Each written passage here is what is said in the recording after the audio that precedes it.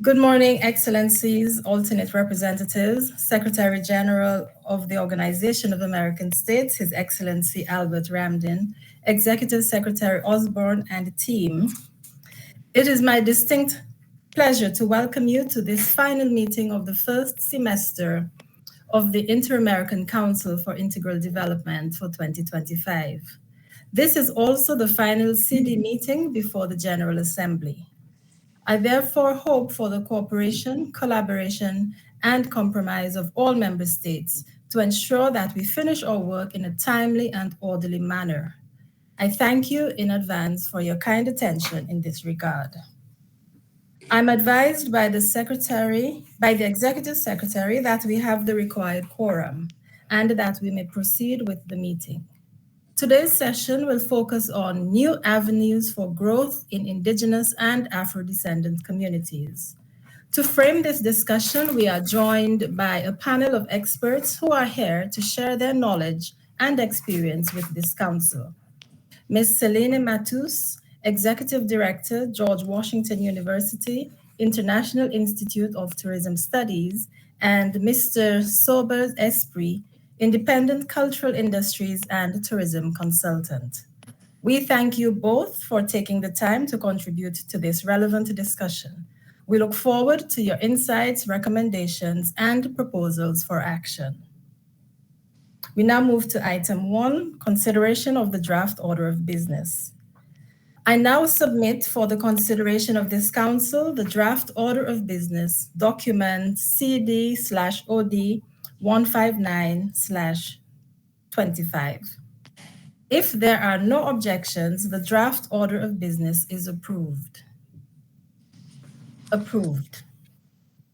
Today, we are joined by our new Secretary General, His Excellency Albert Ramdin. Secretary General, welcome to the Inter-American Council for Integral Development. We are very happy to have you here with us today and hope that this will be the first of many CIDI meetings that you will attend to contribute to the dialogue on solutions that we seek in addressing the pressing development challenges facing this hemisphere. Secretary General, welcome once again. You have the floor. Thank you very much, Madam Chair, Ambassador Gilchrist. Thank you very much for the introduction. And I regret that I'm not on the screen, but there is some technical issue at hand. But I'm very pleased to take part in this meeting. CIDI, as an independent council of the Organization of American States, next to the Permanent Council, is an important body. And I wish and I hope that the council, CIDI as such, can operate in a very practical, direct manner to facilitate the discussion on development issues, which are multifaceted as well. As you will discuss today, the role and the position and the opportunities for Indigenous people. So there are so many other aspects of our societies that need to be addressed. And I'm very happy that you have experts there who can inform the OAS member states on the latest developments. Suriname has also Indigenous peoples, and we are very much engaged with them. Going back to the CIDI and the objectives of CIDI, and with that also the CIDI Secretariat, led by Kim Osborne, I want to say that the way I look at the whole concept of creating prosperity and peace in our hemisphere, that it is critically important that we understand the mutually reinforcing nature of democracy, of development, and security. The one has an impact on the other. And in some cases, it is the development area that can facilitate improved democracy, improved human rights, better rule of law, and also better performance on governance, and with that also security. So I think development issues more and more need to be part and parcel, not only of our practical support to member states in terms of the different areas, together with the other inter-American agencies which are specialized in also development issues and development financing, but it must be part and parcel of the political discourse.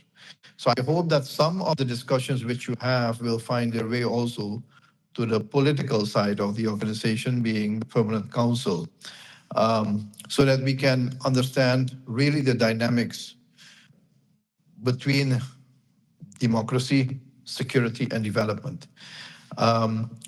I have seen that also the private sector of the Americas is interested in this concept, in this construct, and that they want to play a role. And I know that through CIDI, several private sector initiatives have been undertaken.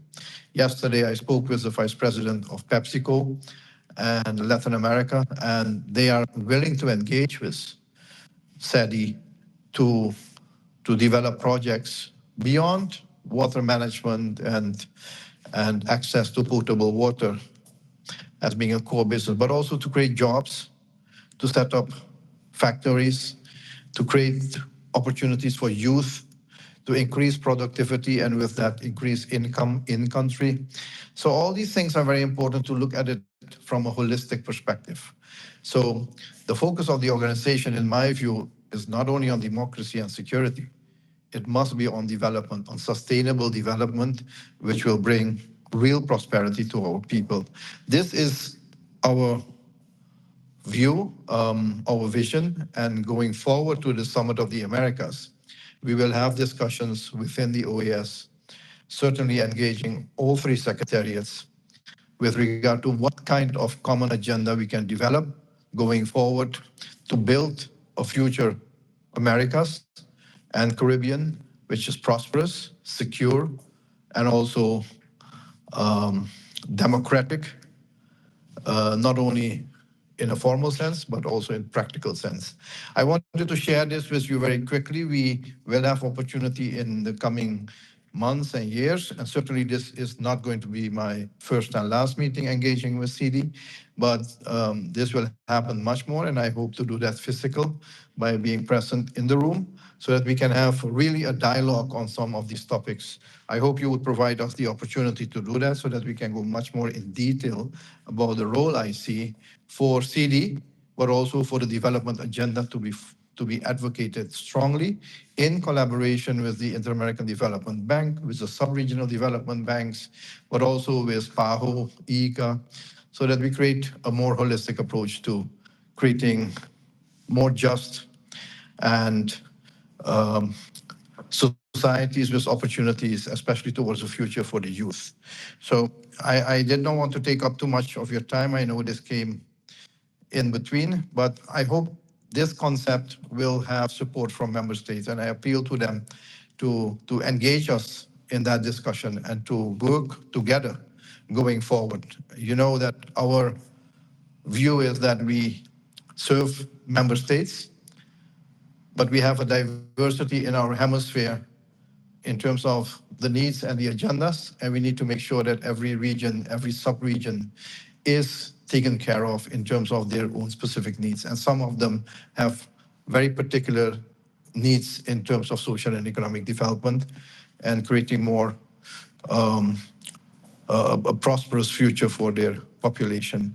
So thank you very much. I wish you all the best today and with the panel, and I look forward to the outcome of that. Ambassador, I wish you all the best, and I want to thank you for your service to not only this organ of the OAS, but also your service as ambassador for a Caribbean nation to and within the OAS. Thank you very much.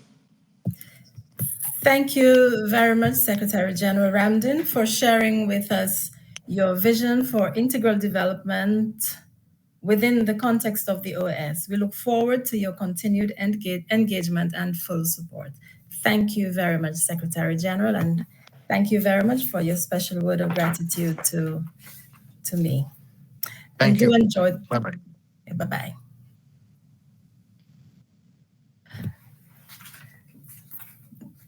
We now move to the next item on the agenda. Colleagues, I had the honor of participating in the 26th edition of the Inter-American Congress of ministers and high-level authorities of tourism in April, and of delivering remarks at the inaugural session in my capacity as chair of CIDI. That meeting was held under the theme, Harnessing the Power of Heritage Tourism for Development in the Americas, and provided a platform which recognized that Afro-descendant and indigenous peoples hold immense potential to contribute to economic growth and to leverage their rich cultural and natural resources in sectors such as sustainable tourism and the creative industries. Minister Mateo Julian Estrella Duran, Minister of Tourism of Ecuador, as chair of the Congress, played a critical role in the success of the meeting. I am therefore pleased to welcome Minister Mateo Julian Estrella Duran, Minister of Tourism of Ecuador, to present a report on the Congress. Minister, welcome to this CIDI meeting. You have the floor, sir.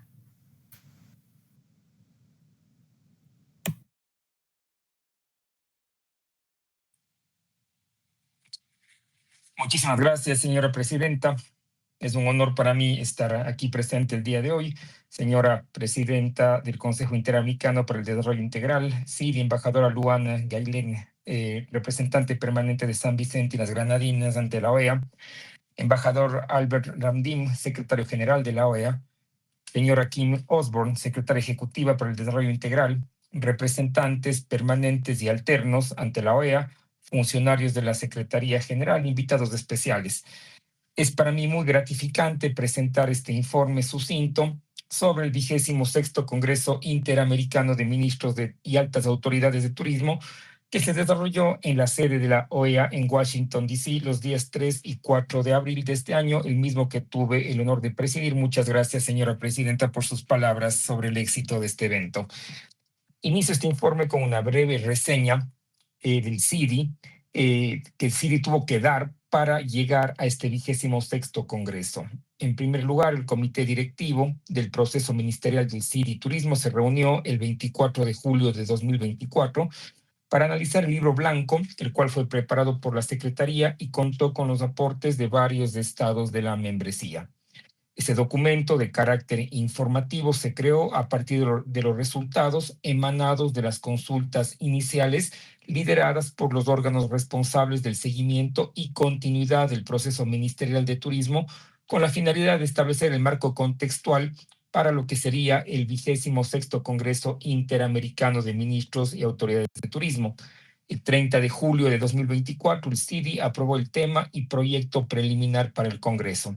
2 meses después, los días 8 y 9 de octubre de 2024, se celebró la reunión preparatoria de manera virtual y fue dirigida por el Ministerio de Turismo de mi país. Con esta preparación, el 26º Congreso Interamericano de Ministros y Altas Autoridades de Turismo se realizó bajo el lema Aprovechando el poder del turismo patrimonial para el desarrollo de las Américas.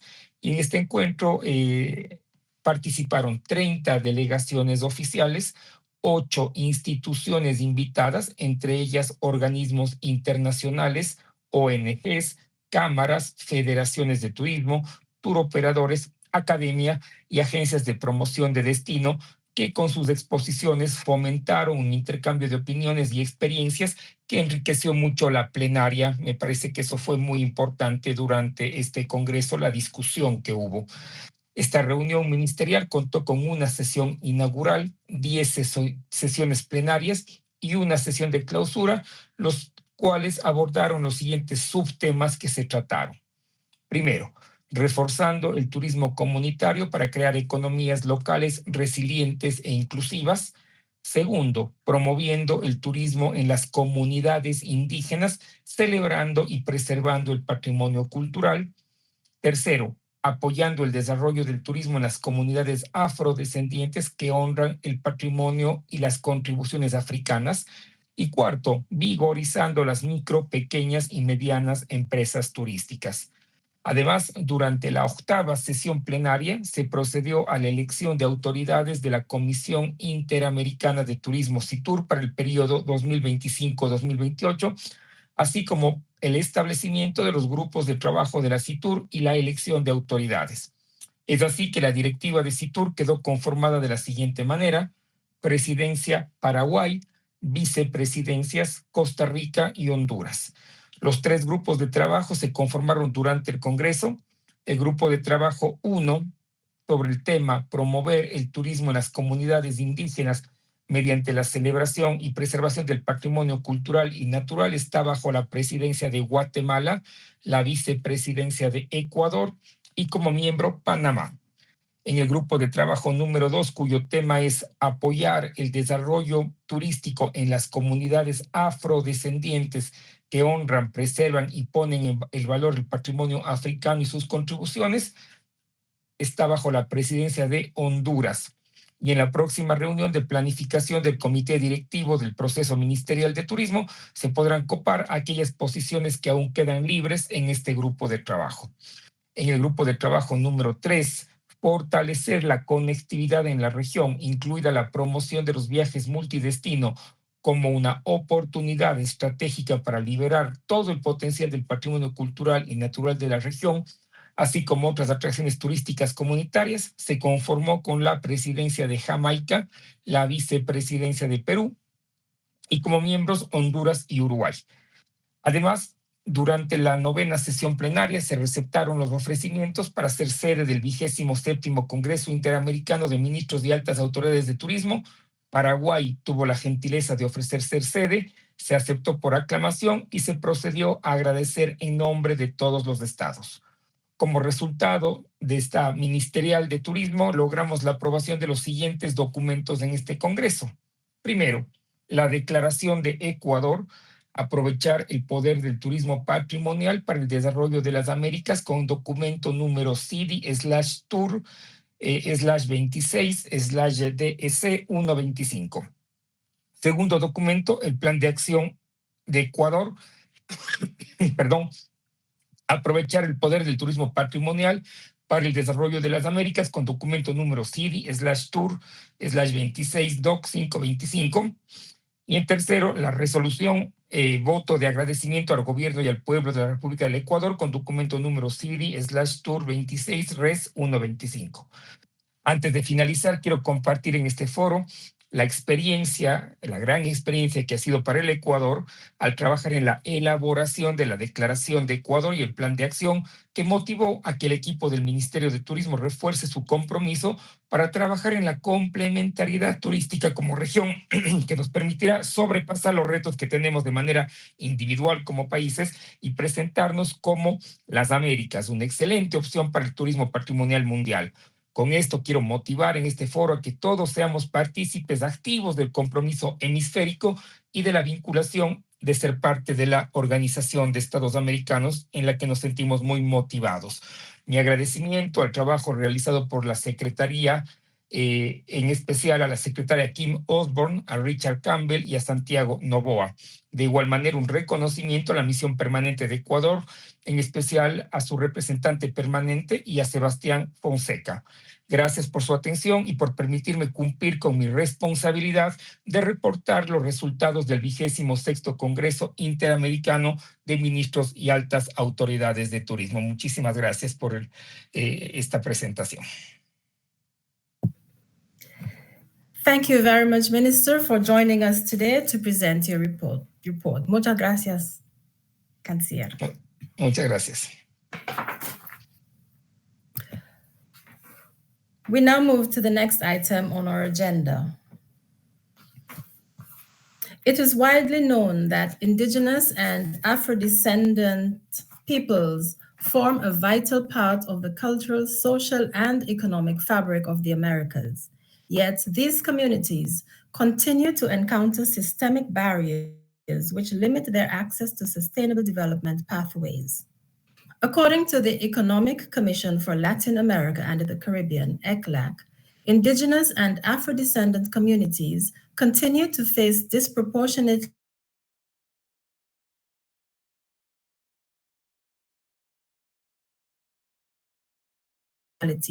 and are underrepresented in government. In addition, members of these communities often reside in areas affected by environmental degradation and climate vulnerability, thus compounding their socioeconomic exclusion and hindering their full participation in national development. In spite of these trends, there are emerging areas that hold promise for inclusive growth, ranging from green and blue economy initiatives to digital entrepreneurship, community-based tourism, indigenous innovation, and the creative and cultural industries. During this session, we will identify and explore new avenues for inclusive economic development in Indigenous and Afro-descendant communities, focusing on how policy frameworks, public investment, private sector engagement, and regional cooperation can better support these historically marginalized groups. The focus of our discussion will be on initiatives that not only build economic resilience, but also promote cultural preservation and harness community-driven innovation. Please join me in welcoming our esteemed speakers. We look forward to their insights on new avenues for growth in Indigenous and Afro-descendant communities, particularly in relation to the tourism, cultural, and creative industries. We now welcome Selene Matus, Executive Director, George Washington University International Institute of Tourism Studies. Ms. Matus, the floor is yours, please.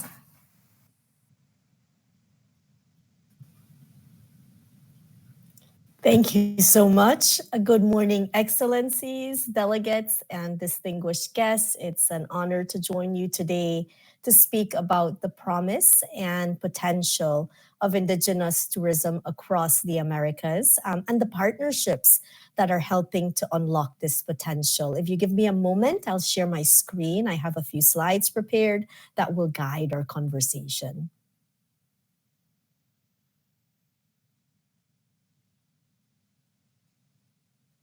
Okay, is everyone seeing the slides?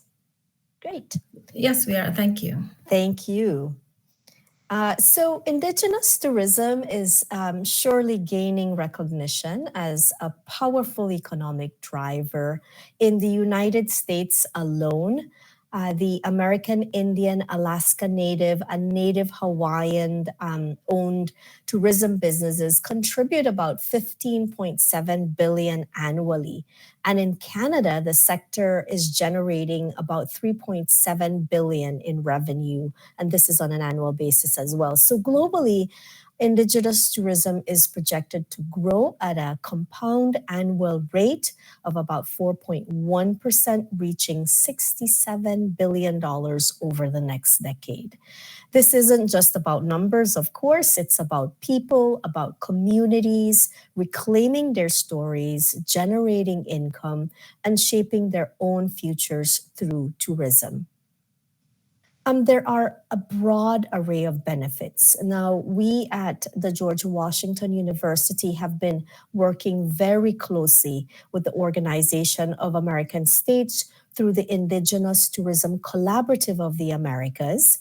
And through this forum, which brings together Indigenous association groups, and formal and less informal representative of Indigenous peoples at the national level, subnational level, along with sort of key industry partners that include private sector, destination management and marketing organizations, as well as academia and nonprofits that support Indigenous communities in tourism. So this collaborative has done a lot of work with Indigenous associations and groups over the past few years.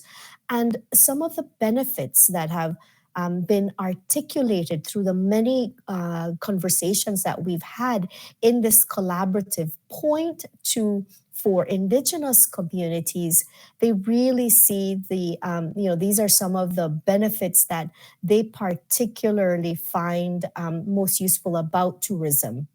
And I'd like to start with the first, which is economic empowerment and poverty reduction. I think we understand this well in this forum. And to add to this as well, that for most Indigenous associations and groups and their members, Indigenous tourism is seen as a way to educate the broader communities around these places about the fact that they are still here and that their culture and communities are vibrant and remain resilient.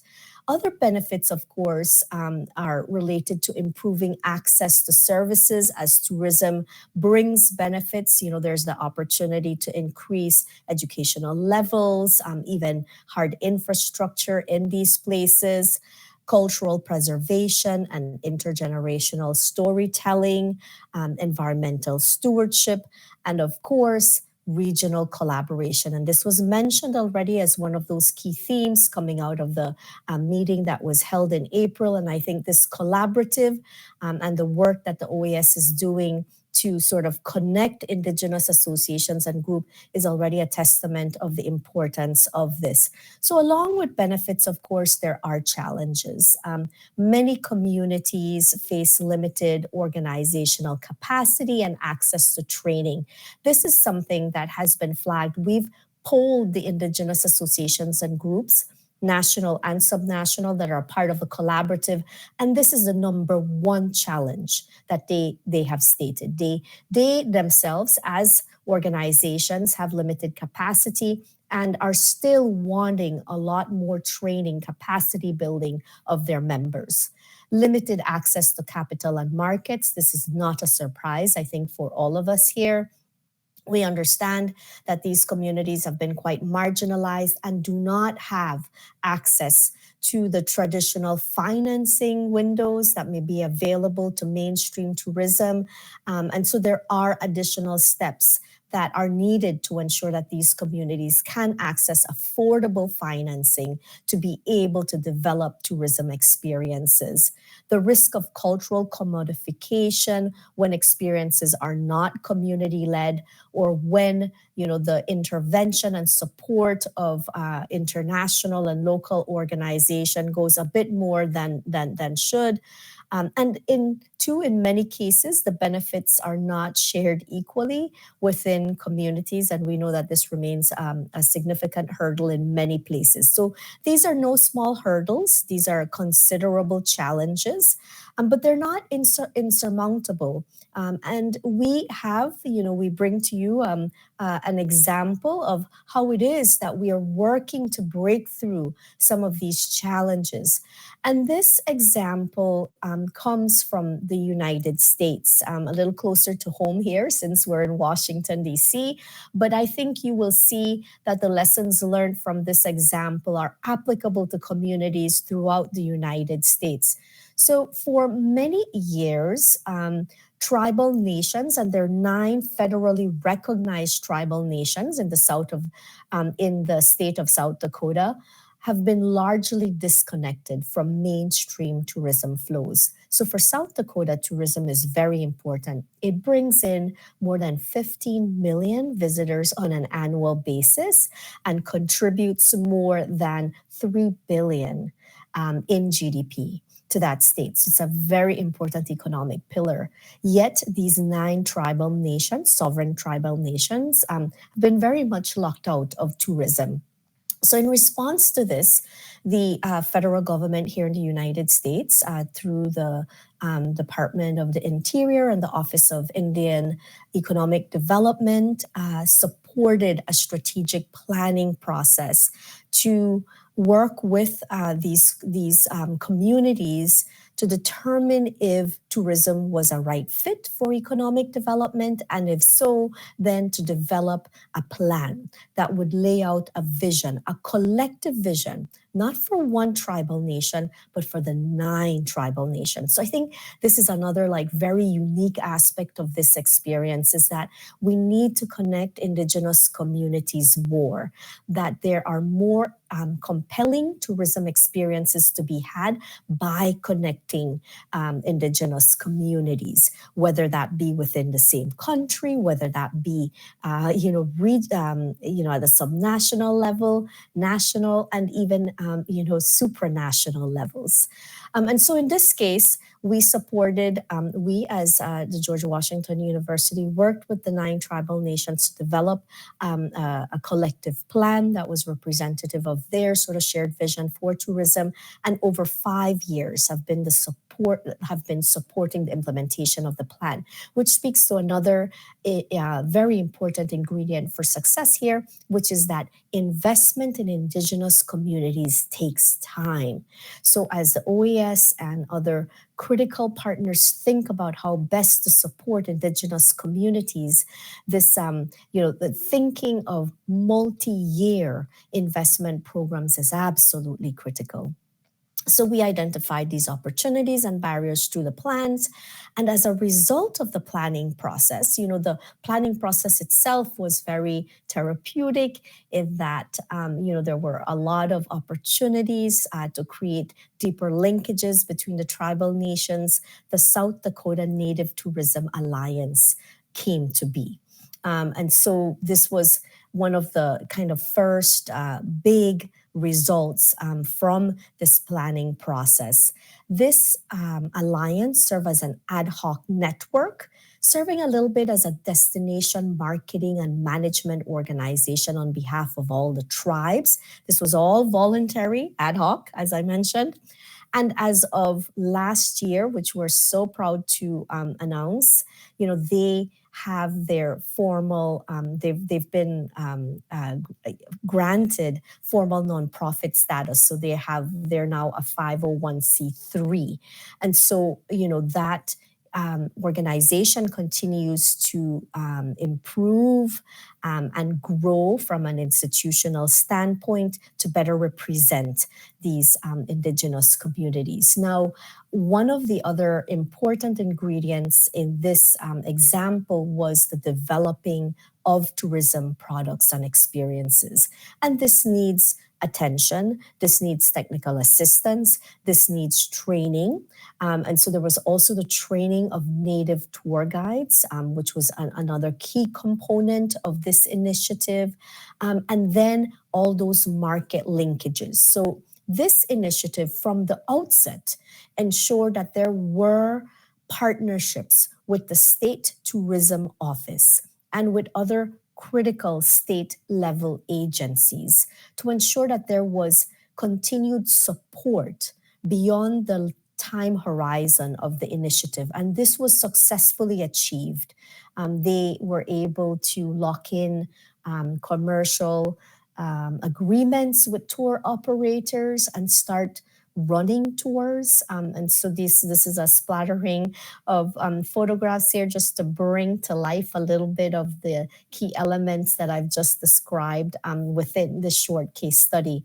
But you'll see that the overall from this example, it is the focus on ensuring that together with development of these new experiences for tourism in these communities, there was the linkage to market. And this requires close coordination with destination marketing organizations at all levels, local, regional, and national. Another example that we bring to the table here, I would like to expand a little bit more on the Indigenous Tourism Collaborative of the Americas that I had mentioned earlier. So in 2020, during COVID, we brought together, this is the Organization of the American States, the Office of Indian Economic Development in the Department of the Interior here in the US, and the George Washington University brought together about 300 industry leaders. A large portion of these leaders were representatives and leaders within Indigenous associations and groups throughout the Americas, and then of course private sector and all the other stakeholders that we're very familiar with, that came together for the first of its kind forum at the hemispheric level focused on Indigenous tourism. And this gave way. There was so much agreement that the dialogue, that the hemispheric dialogue needed to be sustained over time, that they basically, requested that the OAS, the Office of Indian Economic Development, and GW continue to support what has now become the Indigenous Tourism Collaborative of the Americas. So through this collaborative, we've been really working through the challenges that Indigenous communities face, and there's been one sort of major undertaking too that this collaborative has done. They have developed an Indigenous tourism library, and I'll be happy to drop that link in the chat after this presentation. But this library provides a very wide selection of tools, guides, resources for Indigenous tourism associations and groups that is helping them to develop tourism. These tools are not only for tourism associations and groups, of course. They are very useful for all the partners, in private sector, as well as the nonprofit sector that are supporting Indigenous associations and groups. So this is a first, and this was, of course, a result of work through the Organization of American States. Additionally, we've been organizing distinguished Indigenous leaders lecture series here in the United States, but then also online that is touching on some of these formidable challenges like decolonizing, concepts related to tourism and how to ensure that support to Indigenous communities is really led by Indigenous leaders and how to best support that work. And finally, we are currently with the OAS as well developing and have developed a new capacity building program model. As I mentioned, this remains the number one priority for these Indigenous associations and groups. They've continued to tell us this through, the surveys that we've had. We've had in-depth focus groups with these leaders as well of Indigenous associations and groups. And with them, we have formed a more progressive way of approaching capacity building, one that is focused more on dynamic training, that is more lab-based. So, it's not sort of the theoretical stuff. It's really working in the field on very specific skills and processes that are needed for successful tourism. It is ensuring that there's continued mentorship and linking Indigenous leaders with mainstream tourism industries in these places by connecting these leaders and Indigenous providers with other industry leaders, right? So through internships, through peer-to-peer exchanges, and ensuring that there's peer-to-peer exchanges as well among Indigenous associations and groups. So this model is taking shape now. And with the OAS, we are very hopeful that we will be able to, when we present to you next, maybe have results already here. So the keys to success for Indigenous tourism, we believe, are focused on a few main ingredients. So success requires us to center Indigenous voices at every stage of development. This second point is a very critical one. And shouldn't be taken lightly, especially here in the US and I guess parts of Latin America. I should say throughout the Americas, where Indigenous peoples do not trust, mainstream industries, including tourism. So it takes time to build that trust. This is not a transactional type of support that should be promoted. By all our organizations. It really needs to be based on spending enough time And as I mentioned, it needs to be multi-year investment. Also engaging communities where they are, not where we expect them to be. This means a lot of times that we need to spend much more time than we perhaps traditionally think in development, a development project may need. And I keep emphasizing this because this is one of the critical gaps that we see time and time again in these types of projects. Creating spaces that are inclusive and culturally safe, of course, for engagement. And then, of course, ensuring that we're pursuing a long-term vision, which allows for flexible steps along the way. You know, as these Indigenous associations and groups sort of mature, you know, they're able to do more, but to understand that this is like an ongoing process that does require support over time. So in closing, Indigenous tourism is not just about growth. I know we tend to think about growth. It's about equity, it's about education, it's about dignity and sovereignty. So let's continue our commitment to work together, since we're already working together across governments, communities, and institutions to ensure that Indigenous communities continue to grow, not only in numbers, but in the depth of their work and also the impact that they're having in their local communities. So with this, I'd like to thank you for your time and attention. And I'd like to, you know, I'm available for any questions as well. So thank you so much, Madam Chair. I'm going to turn this over to you. Thank you very much, Ms. Matthews, for your presentation this morning. Our next speaker is Mr. Sobert Esprit, Independent Cultural Industries and Tourism Consultant. Mr. Esprit, we are happy to offer you the floor at this point. Thank you very much.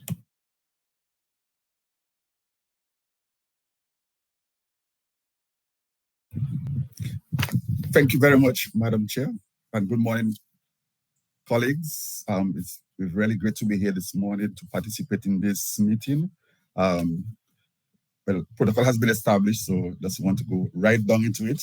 So just to follow up on the presentation by the previous speaker, recognizing that, well, for me, having worked in both tourism and now in the creative industries, you know, so I have an affinity for both sectors and to share some perspective and views in terms of what are the kinds of things that we need to focus attention on. What I will do is to speak to some of my own experiences working in the field over the last decade or more in those areas. But the first thing is to establish clearly that our communities have been marginalized for a very long time. And we know that we've lived through very persistent development problems and challenges over the last several decades.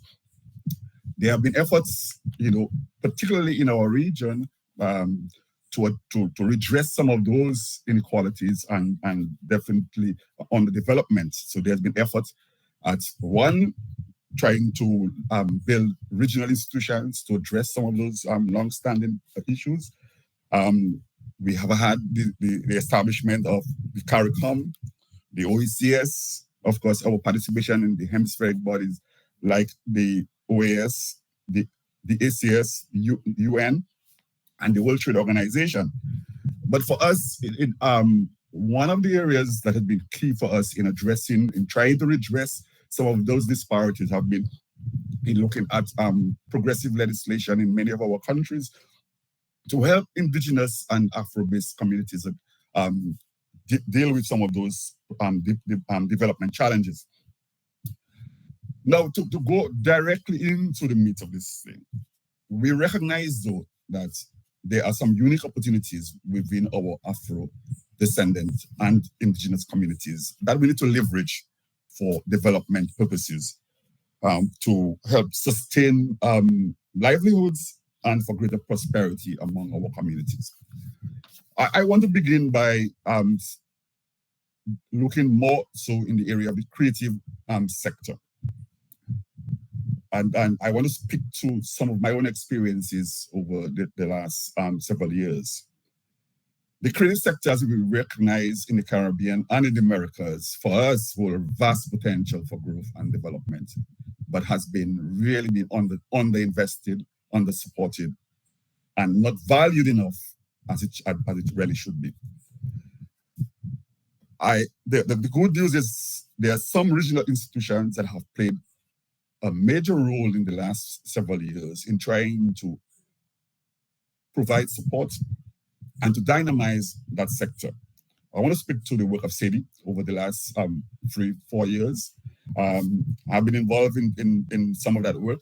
And CIDI has done or set up a roadmap looking at issues of entrepreneurship for the creative sector, training in various subsector areas like branding and digital marketing. We look at film development through lab, development of film lab, exposing the talents of young people in the hemisphere, mapping up of the ecosystem in the Caribbean and in particular in Dominica as it relates to the creative economy and creative sector.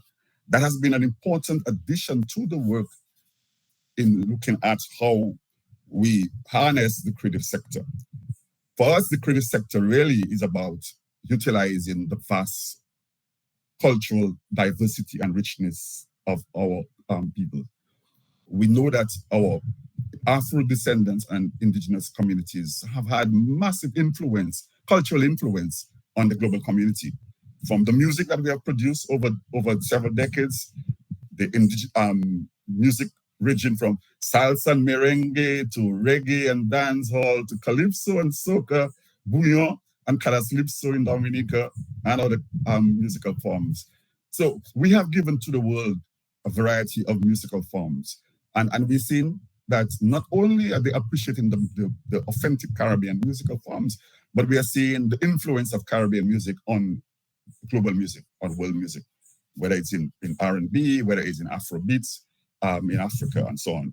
So that is an area where we have some comparative advantage. I would say competitive advantage, because our music is world class. The problem is we haven't really valued our music industry to the extent that we should. We have seen some success, particularly in countries like Jamaica and in Trinidad, but even there, we feel that we can do much more. And the problem continues throughout the region and the hemisphere in underutilizing the full potential of our music. But apart from music, we are also strong in being able to tell stories, real stories that connect our people. We have great storytellers, although not to the extent that we would like to. We are not represented in the film market as much as we should, but we think that we are getting there. And work like what CIDI has been doing over the last couple of years will in fact help to propel a new era in film development and digital media in the Caribbean.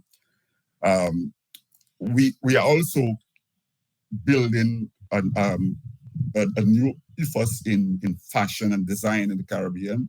Again, that work needs to be supported and accelerated to the extent that we can see much more Caribbean brands on the global fashion market place. So the creative sector overall, so we speak about music, we talk about fashion and design, film.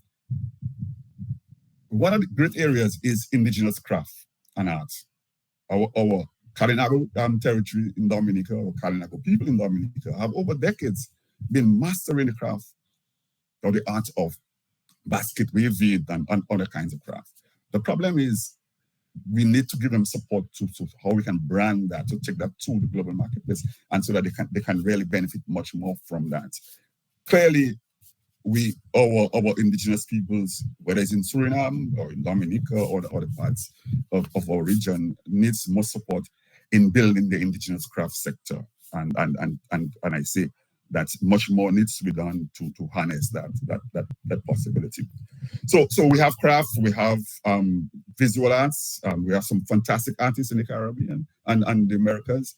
Some of the greatest painters have come from this region. But again, we are not seeing them, and we're not seeing the work. And so we have to connect. How are we going to connect them to the global marketplace is something that we need to focus attention on.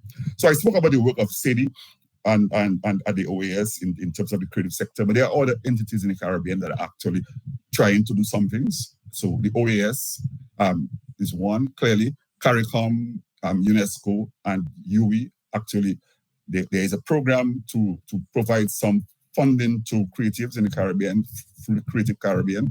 The Caribbean Development Bank established the Caribbean Fund for Creatives, the CIF, and the OECS actually had a program for creative industries for several years, but which is now defunct. So there has been some effort. The problem is these programs are really short-lived because they're underfunded and not well supported. They're not prioritized as such. So we see some of these programs come and they go. What we need to see is longer term, as our colleague was speaking about tourism, the same thing applies to the creative sector. So we need to see multi-year programs, sustained programs over a longer period of time. So that is probably the leading area for growth in our area for Afro descendants and indigenous people. But we spoke about tourism a short while ago. So let me just add my own voice to that, because tourism is an important sector for development in the Caribbean and in the Americas. The question is, how do we ensure that local communities and communities of color really benefit from our tourism? So there has to be a new thinking of how we develop and plan and develop tourism and really guide the process for tourism planning and development to ensure that there are greater benefits to local communities across the Americas. And I think we heard from our colleague earlier on about some of those areas, but I want to highlight the fact that we need to create unique experiences that truly reflect our region identity, heritage, the ecological assets, the music and arts, the visitors that we have in our villages and towns, in rural communities, and particularly so in indigenous communities. People really do not know what exists in many of these communities. So we need to really see how we can, in fact, leverage the local resources in tourism so that indigenous people can benefit much more directly. And so that calls into question issues of training and development. That calls into question the issue of funding. That calls into question the issue of providing special incentives for community-based tourism and heritage tourism as part of a tourism ethos in our hemisphere for Afro descendants and indigenous communities. So tourism, and so since we had a long presentation on the tourism sector, so I don't want to continue on that.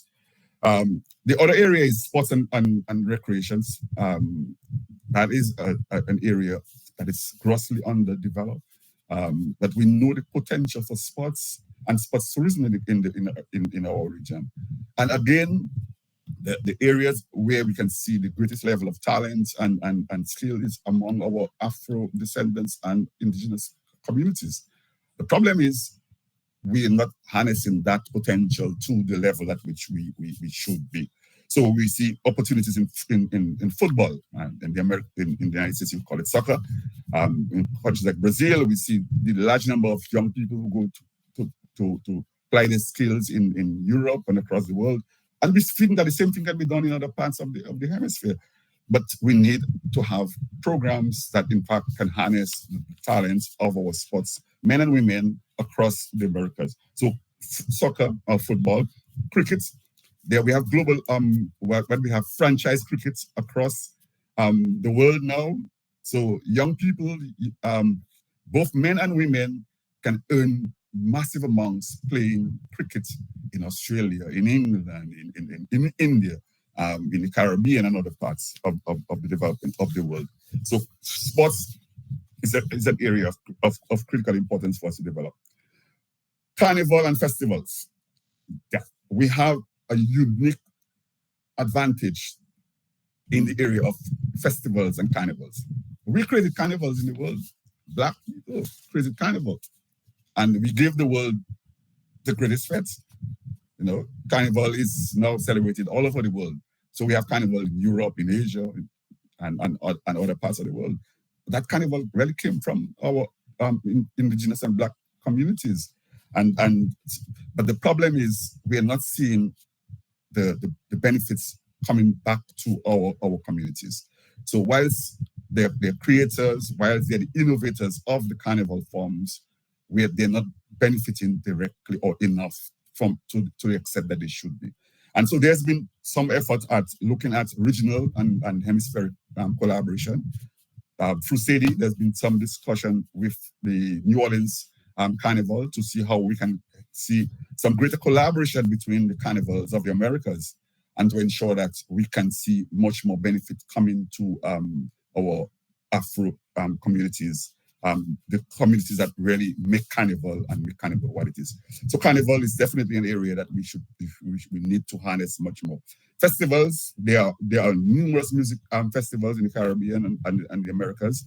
And again, the idea is to build entrepreneurship, to have training to ensure that our people can benefit much more directly, not just the bands coming in, taking the tens of thousands of dollars and going back.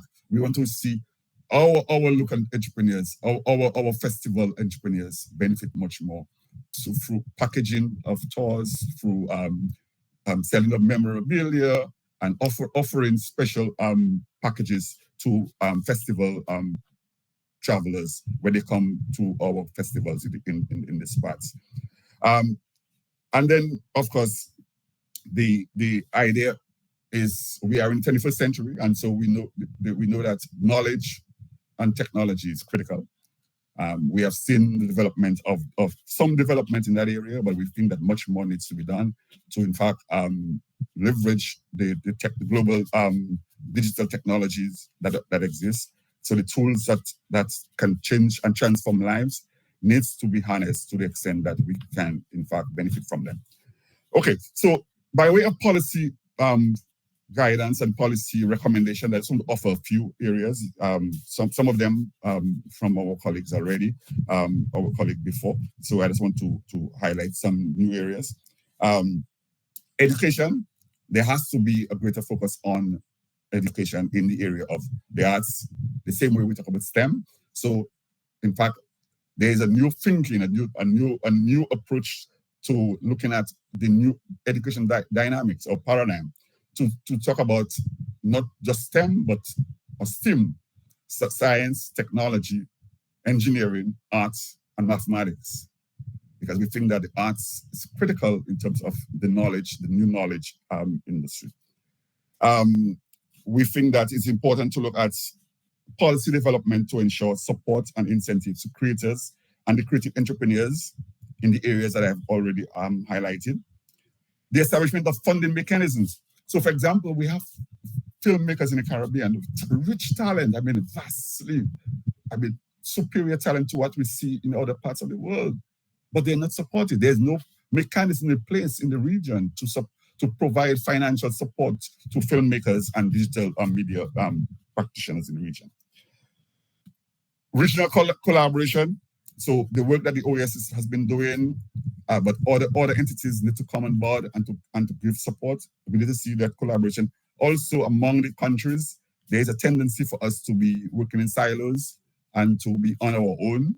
It is now critical that we begin to see much more collaboration among member states in trying to deliver on some of those areas. Transform knowledge and skills and mentorship programs. We need to develop mentorship programs and transfer of skills through training programs. Incubation and accelerators needs to be developed to harness the potential and talents of our creative people. The opening up of links, business and trading links between the Americas, the Caribbean, and Africa, going to be really important moving forward.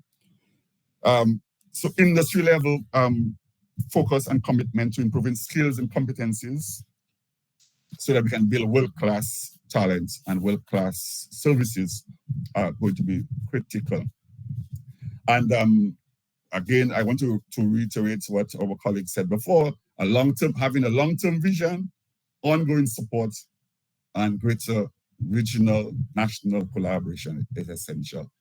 And of course, we want to see the work that CIDI has started to do in the creative sector, in particular, be supported and sustained over an extended period of time. Thank you very much. I'm available for any question. Thank you very much, Mr. Esprit. Your expertise on the topic offered valuable strategies for the consideration of CIDI for the development of tourism through the cultural and creative industries in the region. I extend my sincere thanks to both of our guests for participating in this meeting and for providing us with some clear opportunities for growth in Indigenous and Afro-descendant communities. Guests, we deeply appreciate your contributions and look forward to our continued collaboration. I am now pleased to invite member state interventions and kindly ask that the dialogue focus on 1, specific lessons learned from the implementation of policies and programs in your countries to address this issue. 2, any gaps that may still need to be addressed. And 3, any offers of cooperation that you may wish to make related to this topic. And our guests have kindly identified such areas, and have both promoted the concept of cooperation. And you will recall that CIDI has established the Corporate Net for offers of cooperation. I kindly ask delegations to limit their interventions to 5 minutes. Considering the very long agenda that we have today, I urge member states to please stay within the time allotted.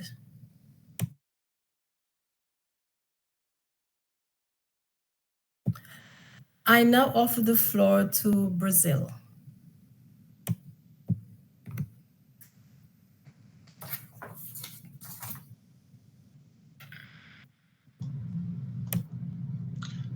Thank you very much, Madam Chair. Muito obrigado. A criação de novas oportunidades para o crescimento nas comunidades indígenas e afrodescendentes é uma das prioridades do governo brasileiro, tendo em conta a escala das nossas populações de origem africana e indígena, assim como o fenômeno persistente das desigualdades e das vulnerabilidades que afetam esses grupos. O Brasil agradece as apresentações dos especialistas e a escolha do tema, que muito enriquece a nossa discussão e nosso trabalho aqui. O Brasil tem adotado, senhora presidente, políticas públicas estruturadas para garantir os direitos e oportunidades para a população afrodescendente, sobretudo no contexto da Política Nacional de Promoção da Igualdade Racial, que tem por objetivo reduzir as desigualdades históricas e promover a inclusão das minorias raciais em todas as esferas da sociedade. Como exemplo de boas práticas e de iniciativas específicas, gostaria de mencionar primeiro a Lei de Cotas, estabelecida em 2012 e renovada em 2023, que proporciona aos estudantes negros maior acesso ao ensino superior. E também a Lei de Reserva de Vagas do Serviço Público Federal, por meio de lei adotada em 2024, que destina 20% das vagas de concursos públicos federais para pessoas negras. O Brasil também tem investido em iniciativas de cooperação internacional, as quais eu gostaria de mencionar. A primeira é Caminhos Ame-Africanos, que a partir do diálogo com países africanos, latino-americanos e caribenhos, visa fortalecer a formação inicial e continuada de professores. E a segunda, que gostaria de comentar, é o programa Salvador Capital Afro, apoiado pelo Banco Interamericano de Desenvolvimento, BID, que visa consolidar a cidade de Salvador como referência nacional e internacional na valorização da cultura afro-brasileira e na criação de oportunidades na economia criativa. Para o presidente tocante à população indígena, o Brasil tem fortalecido iniciativas relacionadas ao direito à terra e à gestão ambiental, e também ao desenvolvimento sustentável. O programa Bolsa Verde realiza pagamentos trimestrais de R$600, cerca de $120, a famílias que vivem em unidades de conservação sustentável, assentamentos ambientalmente diferenciados ou em áreas ocupadas por povos e comunidades tradicionais. Os beneficiários da Bolsa Verde comprometem-se a utilizar os recursos naturais de forma sustentável e a preservar a floresta, além de ajudar no trabalho de monitoramento e proteção dessas áreas. Além dos pagamentos, as famílias têm acesso a serviços de assistência técnica, extensão rural e socioambiental. Por sua vez, a Agenda Transversal dos Povos Indígenas, criada em 2023, estimula atividades econômicas sustentáveis e autônomas. Entre as diversas atividades, essa agenda inclui apoio a cadeias produtivas baseadas em floresta em pé e em saberes tradicionais, fomento ao turismo ético e comunitário, acesso a fundos de investimento sustentável, como o Fundo Amazônia, para manejo florestal comunitário, produção agroecológica e incentivo à inovação baseada no conhecimento tradicional, incentivos a mulheres indígenas produtoras por meio de crédito e assistência técnica, finalmente, certificação e valorização de produtos indígenas, com o selo Origens Brasil e indicação geográfica indígena, que são concedidos a esses produtos. Senhora Presidente, finalmente, tendo em conta esse extenso acervo de projetos, o Brasil reitera sua disponibilidade de compartilhar nossas boas práticas e oportunidades de cooperação com os países da região. Muito obrigado. Thank you very much, Brazil. I'm now pleased to offer the floor to the Bahamas.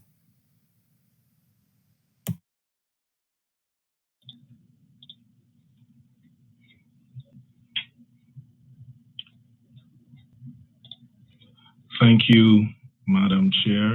At the outset, on behalf of the Bahamas, I want to commend you, Chair, for the very timely and practical thematic priorities that have characterized your work plan as Chair over the past several months, culminating in this important thematic discussion today, focused on economic growth for those that are among the most vulnerable in the Americas, Indigenous and Afro-descendant communities.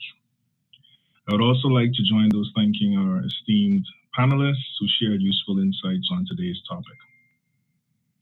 The Bahamas, Chair and colleagues, is a country whose citizens are of majority African descent, and due to the ravages of colonization, has had its indigenous population essentially wiped out.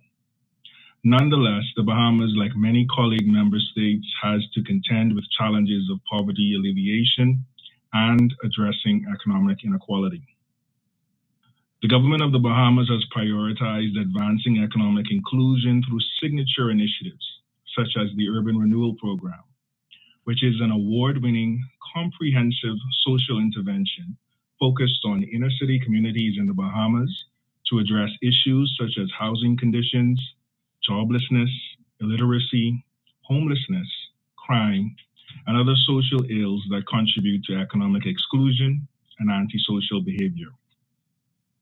Additionally, the Bahamas continues efforts to advance economic inclusion through provision of tuition-free access for all qualified citizens to the National University and the National Technical and Vocational Institute, through investments in the creative sector, including promotion of our main festival, JUN, and building technical and business capacity for creatives, and through national policies that limit certain core sectors of the country to nationals. Further, and in line with the ideas and proposals that were actually shared by our panelists today, the Bahamas is also looking to enhance opportunities related to Afro-tourism and collaboration with countries in the region through working with the IDB to develop an Afro-Caribbean tourism marketplace in one of our islands on Freeport in Grand Bahama that will facilitate business and trade connections and cultural exchange for countries from the region with Africa. Invitations are extended to countries in the Americas beyond the Caribbean, looking to advance Afro-tourism and to enhance regional and hemispheric collaboration on advancing economic prospects for those in our societies of African descent. Chair and colleagues, even if we seek to change the nomenclature utilized around addressing issues of economic inclusion in our societies, it will not change the lived realities of those most vulnerable among us unless there are intentional and targeted efforts to address the structural, socioeconomic inequalities that all of our countries contends with. The Bahamas wishes to reiterate its expectation that CIDI and the OAS more broadly will continue to ensure its projects and programs are accessible to all states, and that there is due prioritization within projects and programs for provision of support to vulnerable groups within our populations, so that we can continue to address the vexing issues around socioeconomic vulnerability in our countries, in fidelity to the mandates outlined in Articles 34 and 35 of the OAS Charter. Thank you, Chair. Thank you very much to the delegate of the Bahamas. I'm now pleased to offer the floor to Costa Rica. Costa Rica Ambassador, you have the floor, please.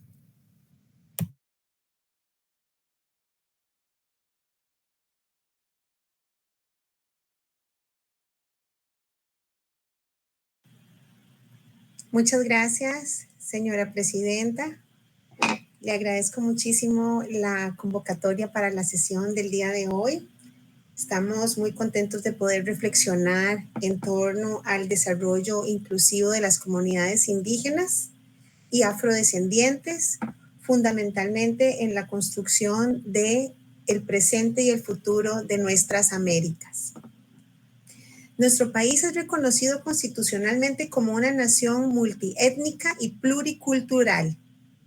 Ha promovido activamente un modelo de desarrollo integral con pertinencia cultural y sostenibilidad ambiental. La población indígena y afrocostarricense que se encuentra distribuida a lo largo del territorio nacional aporta una invaluable riqueza a nuestras comunidades, que abarca aspectos económicos, sociales, culturales, políticos y de justicia. En este marco impulsamos también una diplomacia azul que procura la protección del océano y de las comunidades vinculadas, las cuales se encuentran en el centro de la agenda de desarrollo, destacando de la misma forma el papel clave que tienen nuestras zonas costeras, tanto en el Caribe como en el Pacífico, así como en espacios de diversidad cultural, económica, ecológica y también turística, como lo acaban de mencionar. También tenemos programas enfocados específicamente en visita a comunidades indígenas rurales y programas clave como un programa turístico que tenemos que se llama Raíces, que es un esfuerzo que se hace con el programa de las Naciones Unidas y otras instituciones para promover conservación, empoderamiento económico y también todo el tema de la diversidad y preservación cultural. Creemos firmemente que ese desarrollo también costero, rural, a través de lo que hemos denominado un ecoturismo comunitario, con la pesca responsable, la bioeconomía marina y la protección del conocimiento ancestral como pilares de este programa, puede también abrir oportunidades para las comunidades que tradicionalmente han sido excluidas. En este marco también, a instancia de la señora presidenta, quisiéramos destacar que hemos tenido una práctica que es un eje transversal en todas nuestras políticas, que es el tema del enfoque de género. Esto lo hemos dicho en temas de seguridad, pero es particularmente importante en este tema que vemos hoy, porque tiene un eje transversal e interseccional en políticas de desarrollo y promoción de turismo indígena y de afrodescendencia. Por ejemplo, con las mujeres y niñas afrodescendientes e indígenas que enfrentan múltiples barreras para acceder a educación, a financiamiento, a la tierra y a oportunidades productivas. Por ello, en Costa Rica hemos priorizado su inclusión activa en iniciativas y esta es una iniciativa que es un programa estrella y que también queremos compartir con ustedes, como lo decía la señora presidenta, que nos llama a un intercambio de buenas prácticas. Este intercambio de buenas prácticas es sobre el programa del pago por servicios ambientales que llamamos del programa FONAFIFO. Yo sé que la secretaria Osborne lo conoce bien. Este programa reconoce el valor de la protección de la naturaleza como una fuente legítima de ingresos especialmente en territorios indígenas y rurales, y le hemos dado una prioridad a las mujeres que son jefas de hogar que tienen estos territorios bajo custodia, porque con ellos, cuando ellos mantienen el territorio virgen, se les da un incentivo económico para conservar ese territorio. Entonces es un programa que beneficia particularmente a las mujeres. Nuestro mensaje en este sentido y con estas políticas transversales ha sido claro: tener un desarrollo verdaderamente integral.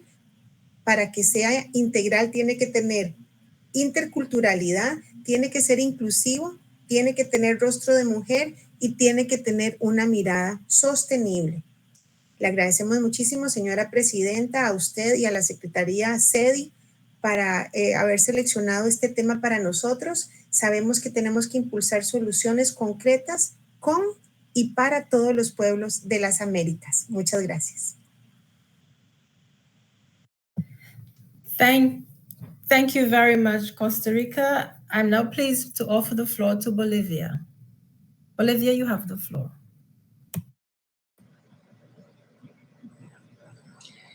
Gracias, señora presidenta. Agradecemos la posibilidad de dialogar sobre nuestras buenas experiencias para la plena inclusión de los pueblos indígenas en la toma de decisiones que les conciernen en cuanto a su desarrollo integral. En el Estado Plurinacional de Bolivia, la mitad de nuestra población se autoidentifica de origen indígena. Y desde nuestra Constitución Política reconocemos la existencia precolonial de las naciones y pueblos indígenas originario campesinos y afrobolivianos, así como el dominio ancestral sobre sus territorios. Se garantiza su libre determinación en el marco de la unidad del Estado, que consiste en su derecho a la autonomía, el autogobierno, a sus culturas, al reconocimiento de sus instituciones y a la consolidación de sus entidades territoriales. En consecuencia, hemos reconocido como idiomas oficiales 36 lenguas indígenas, lo que en la práctica ha llevado a que todas las instancias del Estado se hablen al menos 3 lenguas indígenas, el aymara, el quechua y el guaraní, además del español. Asimismo, reconocemos a la huipala, la bandera de los pueblos indígenas, como símbolo nacional junto a nuestra bandera tricolor. La inclusión de los pueblos indígenas se evidencia mediante la incorporación de la Declaración de las Naciones Unidas sobre los Derechos de los Pueblos Indígenas en el capítulo 4 de nuestra propia Constitución Política.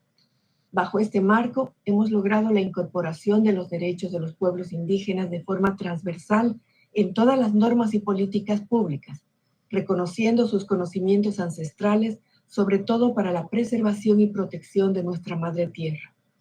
Estamos llevando a la práctica la plena inclusión de los pueblos indígenas en la toma de decisiones en todos los niveles del Estado y también reconociendo la autonomía indígena originario campesina, que la conocemos como AYOC, que les permite constituir sus propias jurisdicciones territoriales bajo su propio gobierno.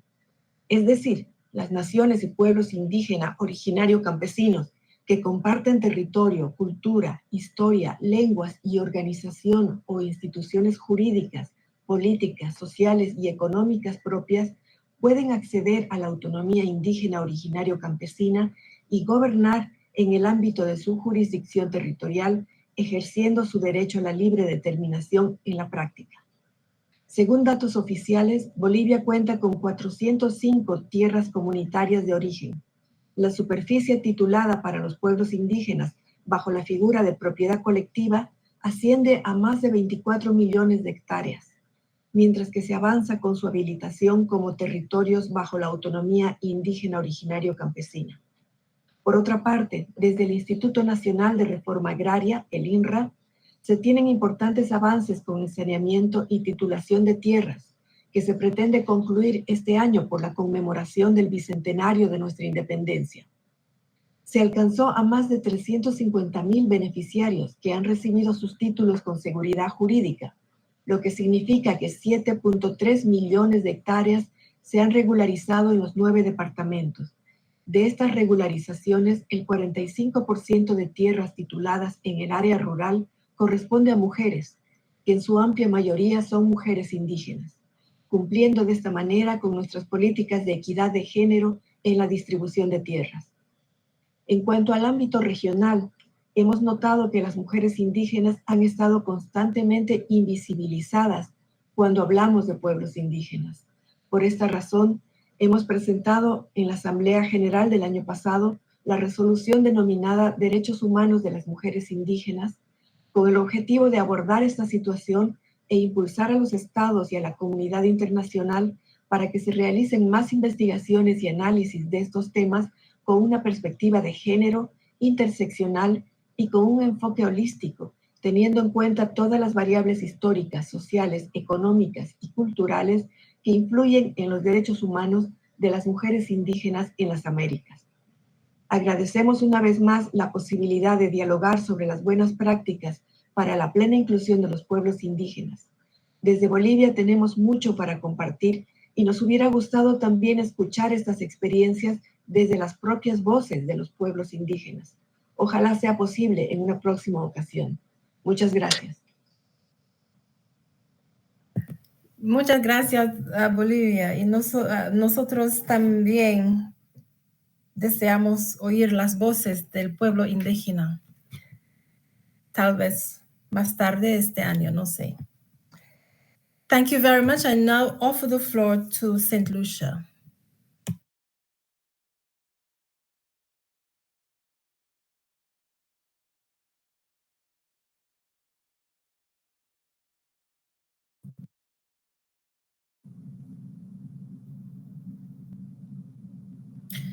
Thank you, Chair.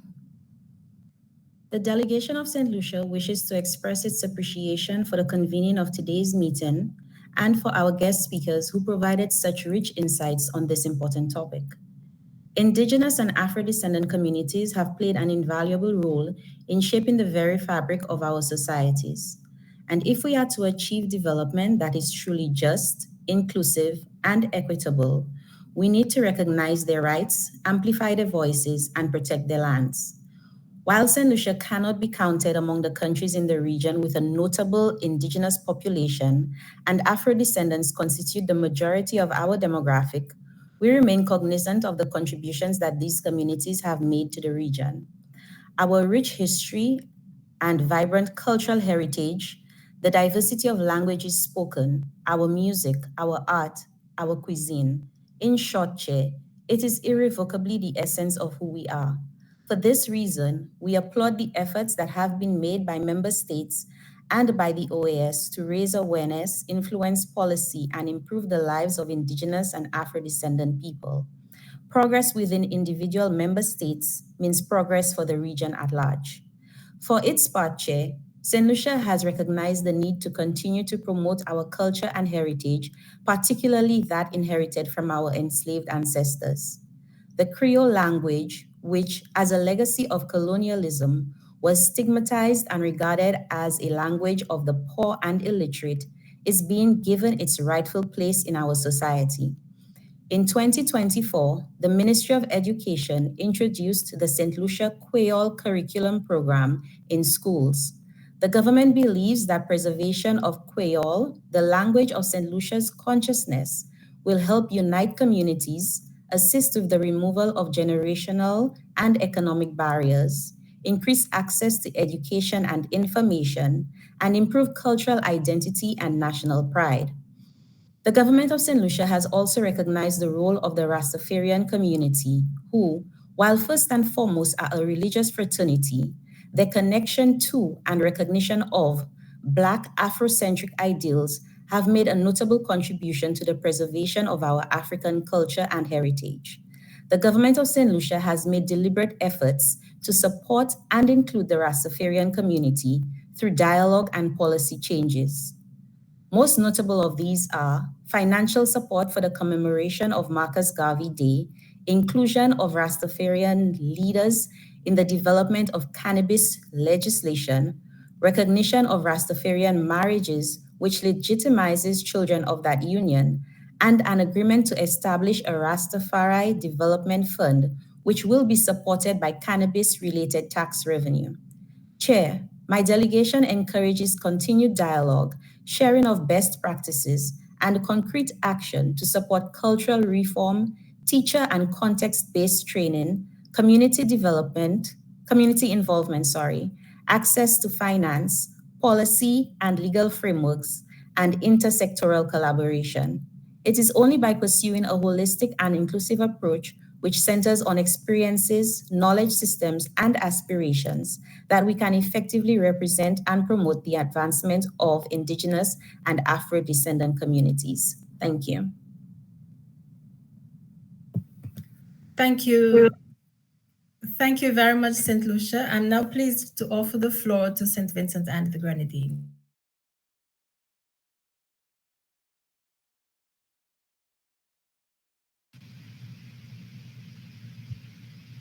Thank you, Chair.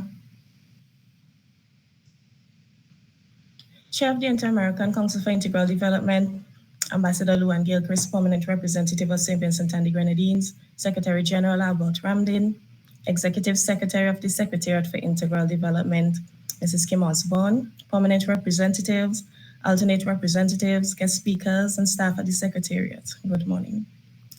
My delegation welcomes the focus of today's discussion in light of the ongoing discourse among Indigenous and Afro-descendant peoples to safeguard their rights, their existence, and even their citizenship. To adequately meet their needs, they must be meaningfully consulted in order to understand their development challenges and priorities. Accordingly, Chair, data collection and more focused multidimensional public policies should be formulated and implemented with strategies to fulfill universal access to social services that will guarantee their rights. In the same vein, removal of discrimination and any barriers to access and social inclusion should be prioritized to further strengthen interventions for these populations so that patterns of poverty and inequality are not perpetuated. Chair, the groundwork to chart the path for growth in the Indigenous and Afro-descendant communities already exists. The United Nations Declaration on the Rights of Indigenous Peoples, the UNDRIP, the International Decade of People of African Descent, and the overarching Universal Declaration of Human Rights, as well as the 2030 Agenda and its Sustainable Development Goals, are some of the trademark global frameworks established to design and implement policies to guarantee the rights of Indigenous people and Afro-descendants. Chair, this multi-ethnic region boasts over 600 different Indigenous peoples. There are at least 134 million people in Latin America's Afro-descendant population. In other countries, there are large populations of Afro-descendants, and they are the majority in others. But for these groups, participation in decision-making processes is still limited with underrepresentation in parliaments, political parties, unions, and business. Facilitating avenues for growth in the Indigenous and Afro-descendant communities is a core ingredient to achieving the goals of the 2030 Agenda for Sustainable Development, and it ensures that no one is left behind. Such avenues for growth, Chair, includes for economic development, the sustainable use and the marketing of the tangible and intangible heritage of the communities while preserving traditional cultural practices and harnessing these in creative and innovative ways. Also for social development, bespoke solutions for the delivery of services in critical sectors such as health and education within the context of equality and equity. Chair, it is through focused attention to these sectors of our populations in the hemisphere, coupled with targeted interventions, that we can promote inclusion in the Americas and ensure that we reduce poverty, build prosperity, promote democracy, and reinforce the foundations for lasting peace for all. Finally, Chair, in this regard, my delegation extends its deep appreciation for the work of the Executive Secretariat for Integral Development and urges member states to commit to the promotion of cooperation for continued development in the region. Thank you, Chair. Thank you very much, St. Vincent and the Grenadines. I'm now pleased to offer the floor to Chile. Chile, you have the floor.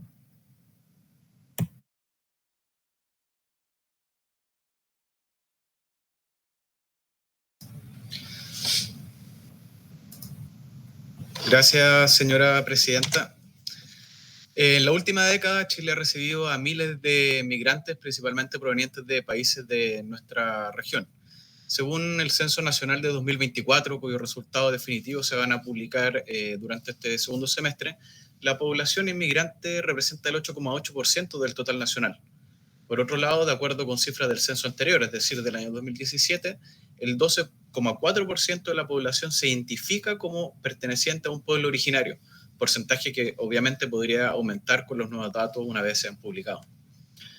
Estos números reflejan que una parte significativa de la población chilena forma parte de las comunidades que hoy nos convocan. En este sentido, es fundamental debatir cómo los marcos políticos, la inversión pública, la participación del sector privado y la cooperación regional pueden contribuir efectivamente a mejorar las condiciones de vida de estas personas. Los pueblos originarios son una parte integral de la cultura, la economía y el tejido productivo de Chile. Destacan especialmente en los sectores de la agricultura, el sector pesquero, forestal, turístico y artesanal. A nivel institucional se han impulsado programas relativos al microemprendimiento indígena, que entrega subsidios para fortalecer las iniciativas productivas. Otros están centrados en el desarrollo integral de las mujeres indígenas o en la promoción del desarrollo con identidad mediante una metodología territorial participativa. Asimismo, ProChile ha desarrollado líneas de apoyo para emprendimientos indígenas que buscan posicionarse en mercados que valoren su identidad y trazabilidad.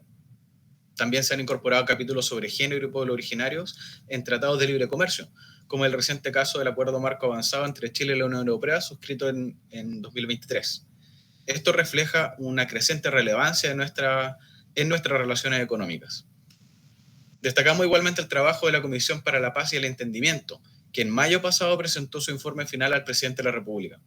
Este proceso de diálogo, que incluyó a más de 5.000 personas entre comunidades mapuche, agricultores, gremios y víctimas de violencia rural, formuló propuestas en ámbitos como justicia y reconocimiento, reparación a las víctimas, tierras, desarrollo territorial y garantías para la implementación. Así se busca construir las bases de una solución de largo plazo para la problemática territorial en las regiones del Biobío, la Araucanía, los ríos y los lagos en el sur de Chile. Y esto no solo en el Estado, también en el ámbito privado existen programas como el empoderamiento de mujeres indígenas, impulsado por el Consejo Minero, el que ha buscado fortalecer su liderazgo en regiones con presencia significativa en las actividades extractivas.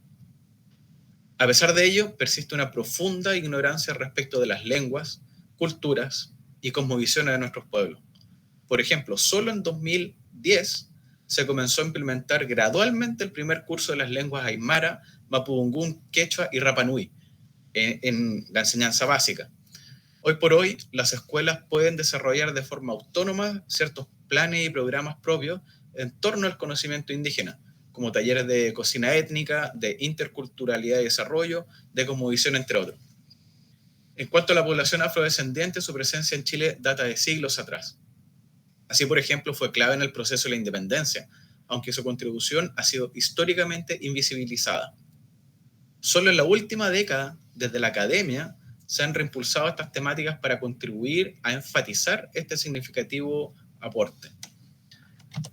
Por otro lado, un paso crucial fue la promulgación de la Ley 21.151 en 2019, que reconoce legalmente al pueblo tribal afrodescendiente chileno.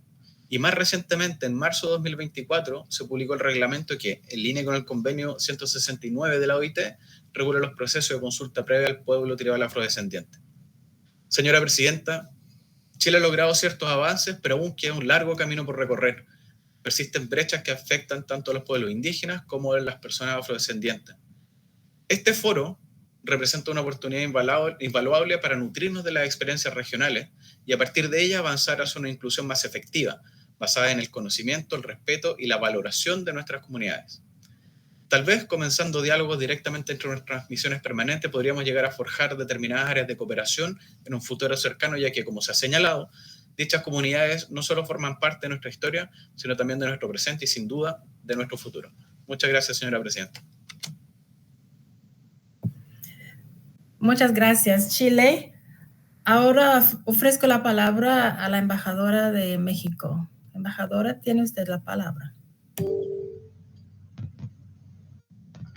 Muchas gracias, señora presidenta. Muy buenos días, secretaria ejecutiva Kim Osper. Un honor tenerla en esta reunión.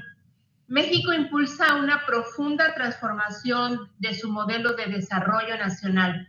Desde el último sexenio ha llevado a cabo una amplia reforma al artículo 2 constitucional que reconoce los derechos humanos de los pueblos indígenas y afrodescendientes y les otorga el carácter de sujetos de derecho público con personalidad jurídica y patrimonio propio.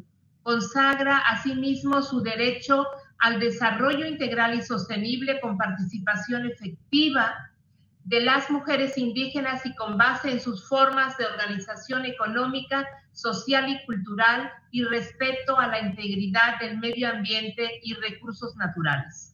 Este logro sustantivo se suma a otras reformas constitucionales efectuadas como el reconocimiento a la educación indígena e intercultural, el apoyo a las personas indígenas y afromexicanas con discapacidad y pensión para las personas mayores indígenas y afromexicanas a partir de los 65 años.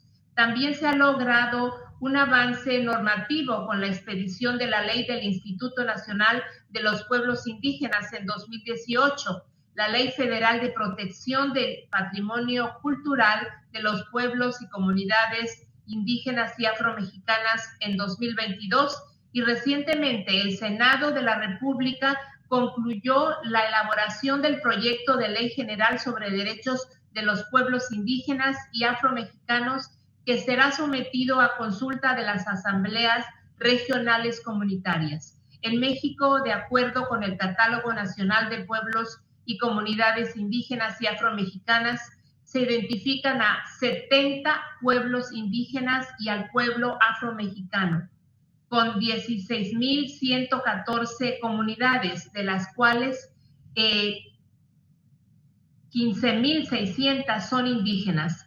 444 afromexicanas y 20 pluriculturales, distribuidas en 28 de las entidades federativas de nuestro país. El Gobierno de México otorga la más alta prioridad a estas comunidades, que constituyen uno de los grupos históricamente más invisibilizados y desfavorecidos, situación que en el caso de las mujeres indígenas y afrodescendientes se profundiza aún más, dadas las múltiples e interseccionales formas de discriminación y violencia que experimentan. En este contexto se ha promovido un enfoque integral para impulsar su empoderamiento. El Plan Nacional de Desarrollo 2025-2030 incluye como uno de sus 3 ejes transversales el respeto a los derechos de las comunidades indígenas y afromexicanas, a sus usos y costumbres, a la autodeterminación y a la preservación de su patrimonio lingüístico y territorial.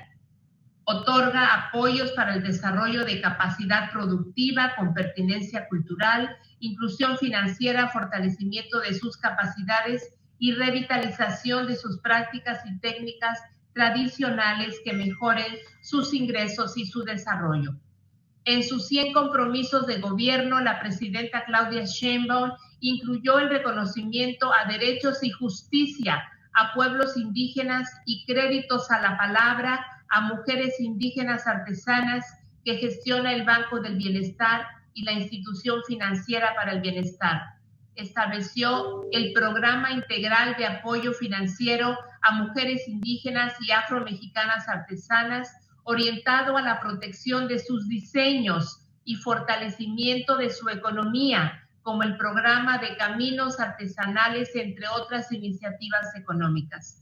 El 10 de diciembre pasado, mediante decreto, la presidenta Sheinbaum estableció una comisión presidencial para la elaboración e implementación de planes de justicia y desarrollo regional de los pueblos indígenas y afromexicanos, modelo de política pública aplicado exitosamente de 2019 a 2024 en 17 planes con participación de 23 pueblos indígenas, a los que se dará continuidad y se implementarán 13 nuevos planes, con los cuales los pueblos indígenas y afromexicanos determinarán sus propias estrategias y prioridades regionales y definirán obras y acciones que generen condiciones de bienestar común con aspectos de su vida social, cultural, económica y espiritual, con base en un diálogo horizontal entre las autoridades indígenas y afromexicanas, con instancias de los 3 niveles de gobierno en la República. A partir de 2025, Por primera vez en la historia del país, todos los pueblos y comunidades indígenas y afromexicanas contarán con un presupuesto para infraestructura social, el cual se incrementará progresivamente y será ejercido de manera directa por sus propias asambleas. Iniciará con un monto de 12.374 millones de pesos, proveniente del Fondo de Aportaciones para la Infraestructura Social, que se dirige a obras, acciones básicas e inversiones en materia de infraestructura, en agua potable, alcantarillado, urbanización, electrificación, infraestructura básica, educativa, de salud y vivienda. Recursos que beneficiarán a más de 15,000 comunidades. Señora Presidenta, nuestra región tiene el compromiso de avanzar en el objetivo de eliminar la pobreza y el hambre y construir sociedades más justas y equitativas e inclusivas. Y estas acciones se deben traducir en programas y políticas públicas que garanticen el ejercicio de sus derechos en cuanto a ser personas de comunidades originarias, con particular énfasis en los más vulnerables, en su desarrollo integral, intercultural y sostenible, y con participación activa de sus procesos de formulación e implementación de estas políticas públicas. De acuerdo con los resultados de la elección judicial del pasado 1 de junio, el abogado de la comunidad indígena mixteca, Hugo Aguilar, abogado experto en derechos humanos, será el próximo presidente de la Suprema Corte de Justicia de nuestra nación. El segundo en la historia de nuestro país. El primero fue don Benito Juárez en el siglo XIX. Gracias, Presidenta. Thank you very much. Thank you very much, Mexico. I'm now pleased to offer the floor to Guatemala. Guatemala, you have the floor, please.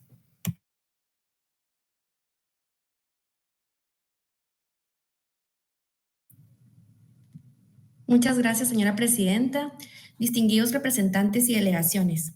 Mi delegación agradece la convocatoria de esta sesión y reconoce a su presidencia por el enfoque que ha otorgado a los diálogos de este semestre, centrado en promover y construir comunidades más equitativas e inclusivas en las Américas. Valoramos especialmente que este diálogo esté dedicado a identificar oportunidades concretas para el desarrollo económico de los pueblos indígenas y afrodescendientes, guardianes de vasto legado cultural y portadores de saberes fundamentales para nuestras sociedades. Este debate reviste especial relevancia para Guatemala, en sintonía con la Política General de Gobierno 2024-2028, que impulsa un Estado plural, equitativo y comprometido con el respeto a la diversidad étnica y cultural, así como la restauración de los derechos de las poblaciones históricamente vulneradas. Guatemala es uno de los países de la región con mayor población indígena, lo que le confiere una identidad profundamente multicultural y multilingüe. Reconocemos el enorme potencial de las comunidades indígenas y afrodescendientes en áreas como el turismo sostenible, el emprendimiento y la conservación ambiental. Para traducir estas oportunidades, Guatemala promueve una visión de desarrollo basado en la inclusión territorial y el fortalecimiento comunitario, guiados por instrumentos como el Plan Nacional de Desarrollo CATUM, Nuestra Guatemala 2032. Para lograr una integración efectiva, nuestras acciones se articulan en torno a ejes como la coordinación intergubernamental, inversión e infraestructura. Es esencial para llevar a las comunidades inversiones sostenibles en infraestructura vial, agua potable, energía y conectividad digital, condiciones indispensables para acceder a mercados, servicios y nuevas oportunidades económicas. Otro eje importante es el desarrollo humano y social con enfoque territorial, que incluye acciones en nutrición materno-infantil, educación desde la primera infancia y formación técnica especialmente para jóvenes y mujeres. Asimismo, el apoyo productivo y diversificación económica local, impulsando tecnologías sostenibles, el fortalecimiento de cooperativas, el turismo comunitario y la manufactura rural. En ese marco, Guatemala desea destacar iniciativas nacionales como el turismo comunitario alternativo, que impulsa el desarrollo local mediante acciones orientadas al fortalecimiento institucional, la inversión en servicios y facilidades turísticas, así como la promoción de productos turísticos. Para ello se implementa el Plan Estratégico de Turismo Rural y Comunitario 2024-2029, que busca fortalecer capacidades locales y articular la cultura, la naturaleza y el desarrollo sostenible. Asimismo, se promueve la producción artesanal a través de programas como el programa de innovación artesanal, que brinda asistencia técnica para mejorar la gestión de los emprendimientos comunitarios y perfeccionar la calidad de los productos, muchos de ellos elaborados por comunidades indígenas y afrodescendientes. Guatemala también explora activamente oportunidades para promover la inclusión digital como herramienta de desarrollo. Destaca la experiencia inspiradora de un migrante indígena guatemalteco, quien emigró a temprana edad y obtuvo su licenciatura en informática en la Universidad de California. En 2004 fundó la empresa tecnológica Shumac, especializada en mercado digital, y más adelante creó una plataforma llamada soymigrante.com que abre mercados para productos fabricados por emprendedores guatemaltecos, particularmente aquellos elaborados por manos indígenas. Este caso evidencia el poder transformador de la educación digital para mejorar vidas y fomentar el desarrollo inclusivo. Por ello, Guatemala considera importante que a través de este foro se exploren más iniciativas para la formación digital. Señora Presidenta, aprovechamos el espacio para subrayar el papel del turismo como motor del desarrollo y las presentaciones de los panelistas en torno a este tema. Destacamos asimismo los resultados presentados hoy por el ministro de Turismo del Ecuador, Mateo Estrella, sobre el Congreso Interamericano de Turismo celebrado en abril de 2025, especialmente la creación de grupos de trabajo de la Comisión Interamericana de Turismo, enfocados en potenciar oportunidades para los pueblos indígenas y afrodescendientes. El primer grupo será liderado por Guatemala. Continuaremos apoyando activamente el trabajo del CIDI, sus procesos sectoriales y las comisiones interamericanas que contribuyen a construir una agenda de desarrollo más inclusiva y sostenible. Muchas gracias. Thank you very much, Guatemala, for your intervention. I'm now pleased to offer the floor to Ecuador. Ecuador, you have the floor.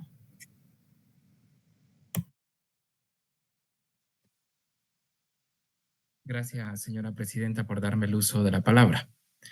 Señora presidenta, embajadora Luan Jaifres, representante permanente de San Vicente y las Granadinas. Señor secretario general, embajador Albert Randín. Señora secretaria ejecutiva King Osborne, señores y señoras representantes permanentes y alternos. Agradezco la valiosa presentación de los panelistas, así como por la nota conceptual que invita a reflexionar a nuestras delegaciones sobre este tema de tanta importancia. El Ecuador, como ustedes bien lo conocen, es un país plurinacional e intercultural, cuyo marco constitucional reconoce y protege los derechos colectivos de los pueblos y nacionalidades indígenas, afroecuatorianas y montubias. Destacamos a nuestras comunidades como protagonistas del desarrollo con saberes ancestrales, culturales y propuestas que coadyuvan al desarrollo del país. Como bien lo mencionó nuestra colega de Guatemala, también agradecemos la intervención del señor ministro de Turismo, quien en los grupos del trabajo también se ve reflejado esta temática y en el plan de trabajo de Ecuador. Por ello, el gobierno del presidente Dayán Noboa impulsa políticas públicas orientadas a reducir brechas históricas de exclusión y generar condiciones más equitativas para su desarrollo integral. En esa línea, permítame, señora presidenta, dar a conocer los programas de mayor impacto que se han implementado en mi país. El proyecto para fortalecimiento de las economías comunitarias de los pueblos indígenas, afroecuatorianos y montubios, que incluye un componente de promoción de la educación superior para facilitar el acceso, permanencia y culminación de estudios universitarios y técnicos. Esta iniciativa prevé una inversión de $3 millones y busca beneficiar al menos 500 jóvenes para el 2026 en 300 parroquias priorizadas por su pobreza y diversidad étnica. El Plan Decenal de Revitalización de Lenguas, por su parte, tiene como principal propuesta la creación del Instituto Nacional de Lenguas, Saberes Ancestrales y Patrimonio para fortalecer la educación intercultural bilingüe y preservar las lenguas en riesgo como la zapara y la nutria. Se desarrollarán programas escolares en lenguas maternas y materiales lingüísticos para su enseñanza y documentación. Nuestro marco institucional también sustenta este enfoque. La Ley Orgánica de los Consejos Nacionales para la Igualdad promueve políticas con enfoque étnico, generacional e intercultural, impulsando medidas de acción afirmativa y combatiendo la discriminación estructural. Complementariamente, el Plan de Desarrollo del Nuevo Ecuador prioriza la protección de las identidades culturales y las diversidades étnicas, mientras que el Sistema Nacional Descentralizado de Planificación Participativa impulsa un modelo de gobernanza inclusiva que fortalece la democracia mediante la participación activa de las comunidades en la definición de políticas. La Agenda Nacional para la Igualdad de Pueblos y Nacionalidades orienta la acción del Estado hacia la reducción de la pobreza multidimensional mediante políticas fundamentales en el respeto a los derechos colectivos, la valorización de los conocimientos ancestrales, el uso sostenible de los recursos naturales que no solo contribuyen a la sostenibilidad ambiental, sino también a la generación de ingresos con un enfoque social y solidario. Señora Presidenta, estamos convencidos que los esfuerzos de los estados deben ir acompañados por todos los actores de la comunidad internacional y regional. Espacios como este, en el marco de la OEA, son esenciales para promover modelos de desarrollo inclusivos. Invito a que trabajemos conjuntamente, gobierno, sector privado, comunidades, fortaleciendo las alianzas para diseñar e implementar proyectos con recursos compartidos, formación de capacidades y respeto a las culturas y saberes de los pueblos indígenas y afrodescendientes. Hago un llamado en esta oportunidad a profundizar la cooperación regional que fortalezca la formulación e implementación de políticas públicas. Estoy convencido de que no podremos hablar de un desarrollo auténtico mientras persistan desigualdades estructurales que afecten el desarrollo de los pueblos originarios de nuestras Américas. Muchas gracias, señora Presidenta. Thank you very much, Ecuador. I'm now pleased to offer the floor to the Ambassador of Canada. Canada, you have the floor, please.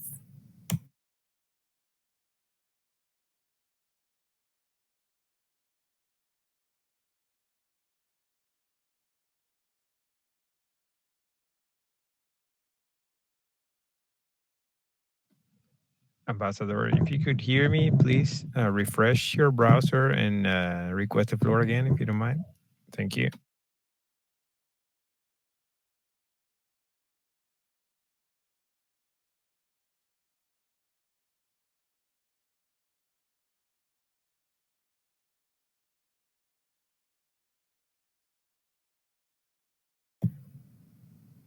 Oh, there you are. Good morning. Merci, Madame la Présidente. Vous m'entendez bien? Oui, très bien. Très bien, merci. Merci, excellent. Le Canada souhaite bien sûr remercier les panélistes et les participants à cette discussion qui revêt d'une grande importance pour les communautés autochtones et afrodescendantes de nos hémisphères. Un monde plus pacifique, prospère et durable ne peut pas être atteint sans la participation significative des peuples autochtones et afrodescendants. Au Canada, les entreprises autochtones jouent un rôle essentiel dans une large gamme de secteurs, y compris dans l'administration publique, les soins de santé, l'éducation, la construction, le développement des ressources, la pêche et le tourisme, juste pour nommer quelques-uns. Le Canada reconnaît également la grande importance et intégralité des communautés afrodescendantes ici, dans notre pays et dans les Amériques. Ceci est témoigné par notre reconnaissance et célébration de la destinée internationale des personnes d'ascendance africaine des Nations Unies. Madam Chair, Canada is working to unleash the full economic potential of our Indigenous peoples and their economic strength. Our new government has already proposed legislation to accelerate the development of major nation-building projects, which will be undertaken in full consultation and cooperation with Indigenous peoples. One example of Canada's proactive support to Indigenous-led and owned businesses is its procurement strategy, which requires that a minimum of 5% of federal procurement contracts be awarded to Indigenous businesses. In the coming years, Canada will continue to co-develop a longer-term transformative Indigenous procurement strategy, including exploring the potential for an Indigenous-led procurement organization. To increase the number of Indigenous-owned and controlled businesses, Canada has also established a broad suite of programs which devolve to Indigenous business associations their execution with, of course, continued financial support of the government. These programs seek to increase access to affordable capital for Indigenous entrepreneurs by providing equity, business supports, and aid in attracting private capital. Canada works in collaboration with Indigenous peoples to mobilize key partners, build relationships, and meet the needs of each Indigenous business or community by providing them with supports that address their unique needs and challenges to pursue economic development and opportunities. Canada is also seeking to enable increased economic opportunity and participation of Indigenous peoples through negotiating standalone Indigenous peoples and trade chapters within our international free trade agreements. Similarly, we are proud to be a founding member of the Indigenous Peoples Economic and Trade Cooperation Agreement, an Indigenous-led government-enabled cooperation mechanism to facilitate Indigenous trade between member economies. These are but a few of the examples of how Canada remains committed to facilitating self-determined, Indigenous-led economic and social growth. Madam Chair, Canada also continues to the important work of tackling the systemic barriers faced by individuals and communities of African descent, supporting their growth and prosperity.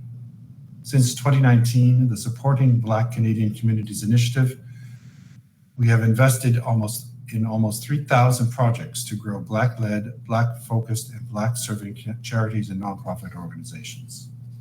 In 2021, our government created the Black-led Philanthropic Endowment Fund to support charities and nonprofit organizations in fighting anti-Black racism and improving social and economic well-being in predominantly Black communities. In August 2024, Canada announced that Caribbean African Canadian Social Services, CAFCAN, will establish Canada's first ever National Institute for Peoples of African Descent. One of the goals of this institute is to improve social and economic outcomes for peoples of African descent and their communities in Canada. The Government of Canada will continue working with individuals and communities of African descent to explore and build on these initiatives going forward. Through our domestic, multilateral, and bilateral engagements, including at the OAS, Canada humbly seeks to collaborate with others on inclusive economic development and to learn from their knowledge and experiences to find new avenues for growth in Indigenous and African descendant communities. Thank you, Madam Chair. Thank you very much, Ambassador. Thank you very much, Canada. I'm now pleased to offer the floor to St. Kitts and Nevis. St. Kitts and Nevis, you have the floor, please. Thank you, Chair. I hope I did this right and you can see and hear me. Yes, we're seeing and hearing you. Thank you. Thanks again. Distinguished members of the Secretariat, learned panelists, and honorable delegations. First, I would like to thank and commend you, Chair, for your exceptional chairmanship of CIDI over the past 6 months. We have all benefited greatly from your astute leadership. Chair, the topic, New Avenues for Growth in the Indigenous and Afro-descendant Communities, evoked memories of a dark event in our history. In St. Kitts and Nevis, unlike some other Caribbean and Latin American countries, we unfortunately do not have much of an indigenous population. There was an eradication of the Kalinago people in an event now known as the Kalinago Genocide of 1626, in which an estimated 2,000 Kalinago people, or Caribs as they are also called, was slaughtered by the English and French settlers. Those who survived this brutal assault were shipped off and resettled in Dominica. Now we pay tribute to them by showcasing artifacts and petroglyphs, which remain as the only evidence of their existence in St. Kitts and Nevis. As a result of this, our cultural heritage is rooted in our proud African history, as Africans account for about 93% of our population. It is on this bedrock that all of our development goals, tourism, agriculture, industry, education, health, and the like, are focused.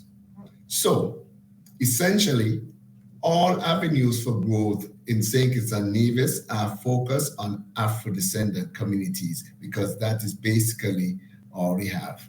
This includes celebrating and including and protecting the Rastafarian culture through legislation. May it please you, Chair. Thank you very much, St. Kitts and Nevis.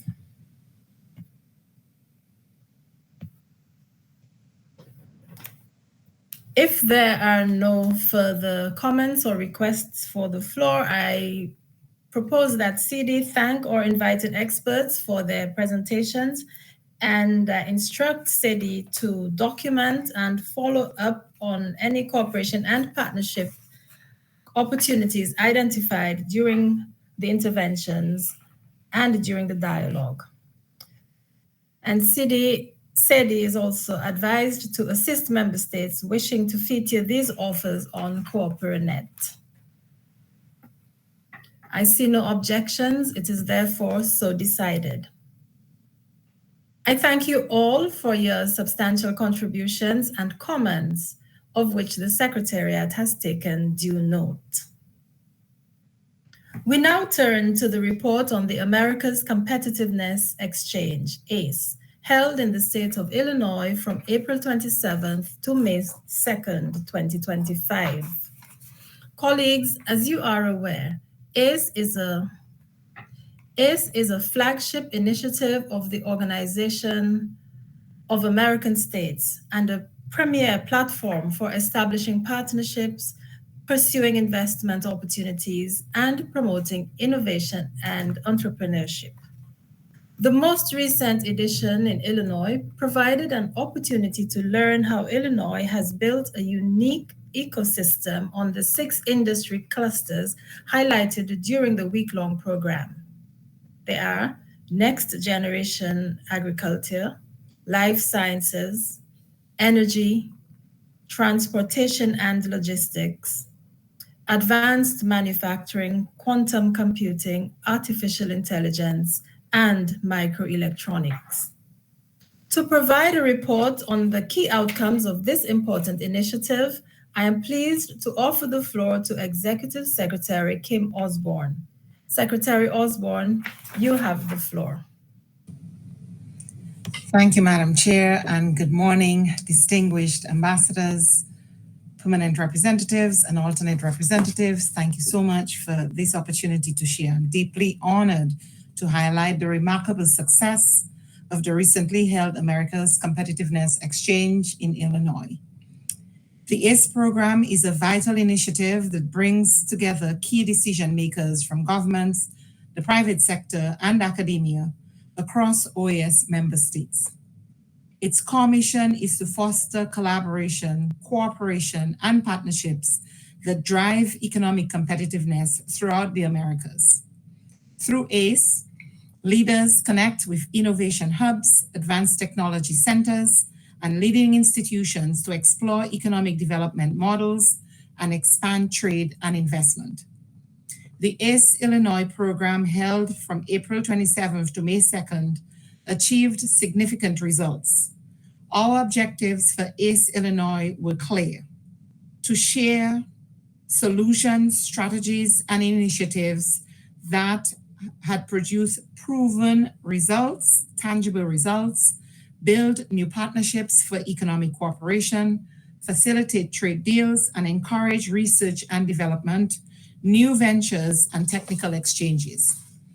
Participants from 17 OAS member states, Argentina, the Bahamas, Belize, Brazil, Canada, Colombia, Costa Rica, our dear Ambassador Solano was in attendance, Dominican Republic, Ecuador, Grenada, and our dear Ambassador Francis represented Grenada, Guatemala, Jamaica, Mexico, Panama, Paraguay, the United States, and Uruguay, and 3 observer states of Armenia, Germany, and Qatar. The outcomes of ACE Illinois speaks for themselves. Participants in the ACE Illinois program expanded their regional and international networks, enhanced their skills in economic development, innovation, and entrepreneurship, and learned about replicable best practices. They also identified trade and investment opportunities and gained insight into business soft landing opportunities. A testament to the program's impact is that 100% of participants would recommend the ACE program to other leaders in economic development, innovation, and entrepreneurship. The program resulted in an impressive 560 overall connections and business opportunities reported, with 278 linked to Illinois sites and 282 within the ACE delegation itself. Crucially, ACE Illinois facilitated the signing of 17 letters of intent, that was only on the last day, for memorandums of understanding. These agreements span various sectors and collaborations, from student exchanges with research partnerships between the University of Illinois Springfield and Universidad Católica de Santiago de Guayaquil, to advancing institutional cooperation between Illinois Innovation Network and Invest Guatemala. We also saw agreements supporting startup ecosystems in Armenia, Argentina, Mexico, among others, and fostering knowledge exchange in areas like the creative economy, deep tech startups, and energy. The success of ACE Illinois underscores the importance of ACE as a powerful mechanism for fostering cooperation and creating new partnerships to strengthen economic development across the Americas and beyond. I take this opportunity to thank our partners on the ACE, without whose invaluable contribution the ACE simply would not happen. The U.S. Department of State and the U.S. Department of Commerce. I especially want to recognize and thank Juliana Ains-Leville for her indefatigable efforts at ensuring that the ACE program remains viable. I want to thank the government and people of Illinois, the Illinois Department of Commerce, the University of Illinois, Chicago and Urbana-Champaign, and the entire Chicagoland community for the exceptional hospitality and organization of the ACE. And with that, Madam Chair, this short introduction, I would like to share a video which captures the ACE Illinois, and we will be sharing the PowerPoint presentation with more details. In the interest of time, I shortened and just introduced this. We'll share in more detail the results of ACE Illinois. And if I could have the Department of Conferences assist with the video, I thank member states for their kind attention.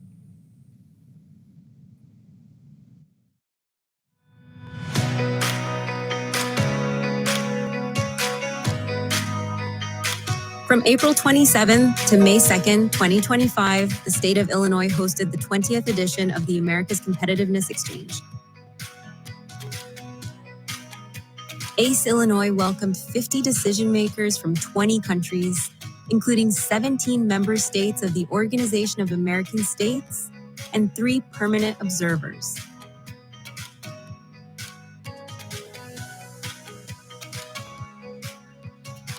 Throughout the week, delegates traveled across 6 cities: Chicago, Champaign, Urbana, Joliet, Naperville, and Peoria, learning and making connections with Illinois' vibrant innovation ecosystem. ACE Illinois showcased partnership opportunities across 6 strategic industry clusters: advanced manufacturing, life sciences, quantum computing and artificial intelligence, next generation agriculture, energy production, transportation and logistics. More than 20 leading public, private, and academic institutions from Illinois shared good practices and initiatives for cooperation with the ACE delegation. Sites included top research labs, innovative companies, business incubators, tech accelerators, and community colleges leveraging advanced technology and manufacturing for economic competitiveness. ACE Illinois provided an overview on how the region develops new skills for the workforce and adapts to the opportunities and challenges driving the innovation economy globally. ACE Illinois demonstrated the transformational power of regional cooperation with the following outcomes. 17 letters of intent to pursue cooperation agreements were signed among ACE participants from multiple countries, as well as with host sites in Illinois. The objectives are to advance economic competitiveness, innovation, entrepreneurship, trade, and education exchanges. 278 collaboration opportunities identified between ACE delegates and Illinois host institutions. 282 potential partnerships and collaborations registered among the ACE delegation.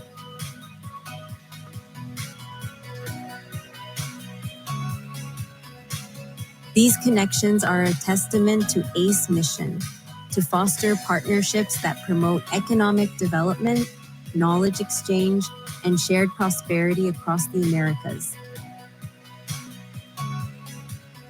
Illinois joins previous ACE hosts in advancing this vision, welcoming decision makers from the Americas and beyond to build new partnerships and solutions.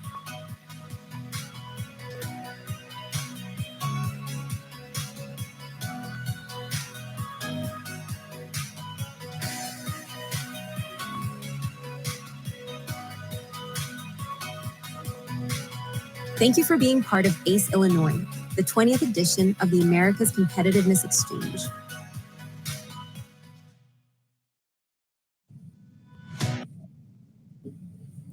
Thank you, Madam Chair. Thank you very much, Secretary Osborne.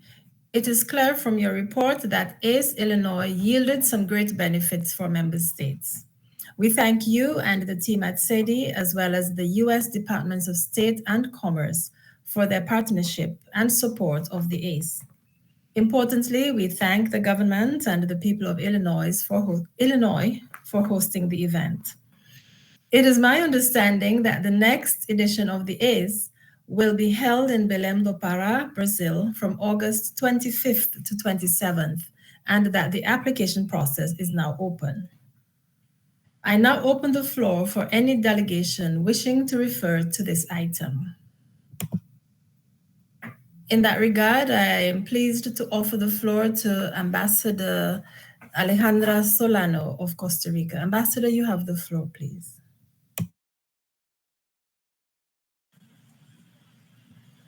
Muchísimas gracias, señora presidenta. Buenos días a todos los colegas. Especialmente saludo a la señora secretaria ejecutiva de la CIDI, a doña Kim Osborne y a todo su equipo CIDI.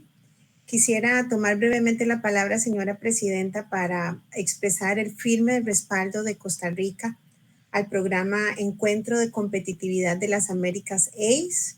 Como bien indicó doña Kim en su presentación, tuve el placer y el honor de poder representar a Costa Rica en esta edición de ACE, por lo que quiero agradecer a los organizadores la oportunidad de haber participado en este encuentro en su 20ª edición en el capítulo Illinois. Embajadora, quisiera también compartir con ustedes todo lo que significa ACE. ACE representa lo mejor de la cooperación hemisférica. Conecta líderes públicos, privados y académicos, promueve soluciones innovadoras, genera alianzas concretas con alto valor estratégico con las autoridades que nos reciben, con los participantes y con las autoridades también de la Organización de Estados Americanos. En Illinois fuimos testigos de un ecosistema muy vibrante que está impulsado por tecnologías transformadoras, educación técnica de excelencia, modelos de desarrollo regional inclusivo y un enfoque integral que está muy orientado al emprendimiento y a las oportunidades para los jóvenes emprendedores.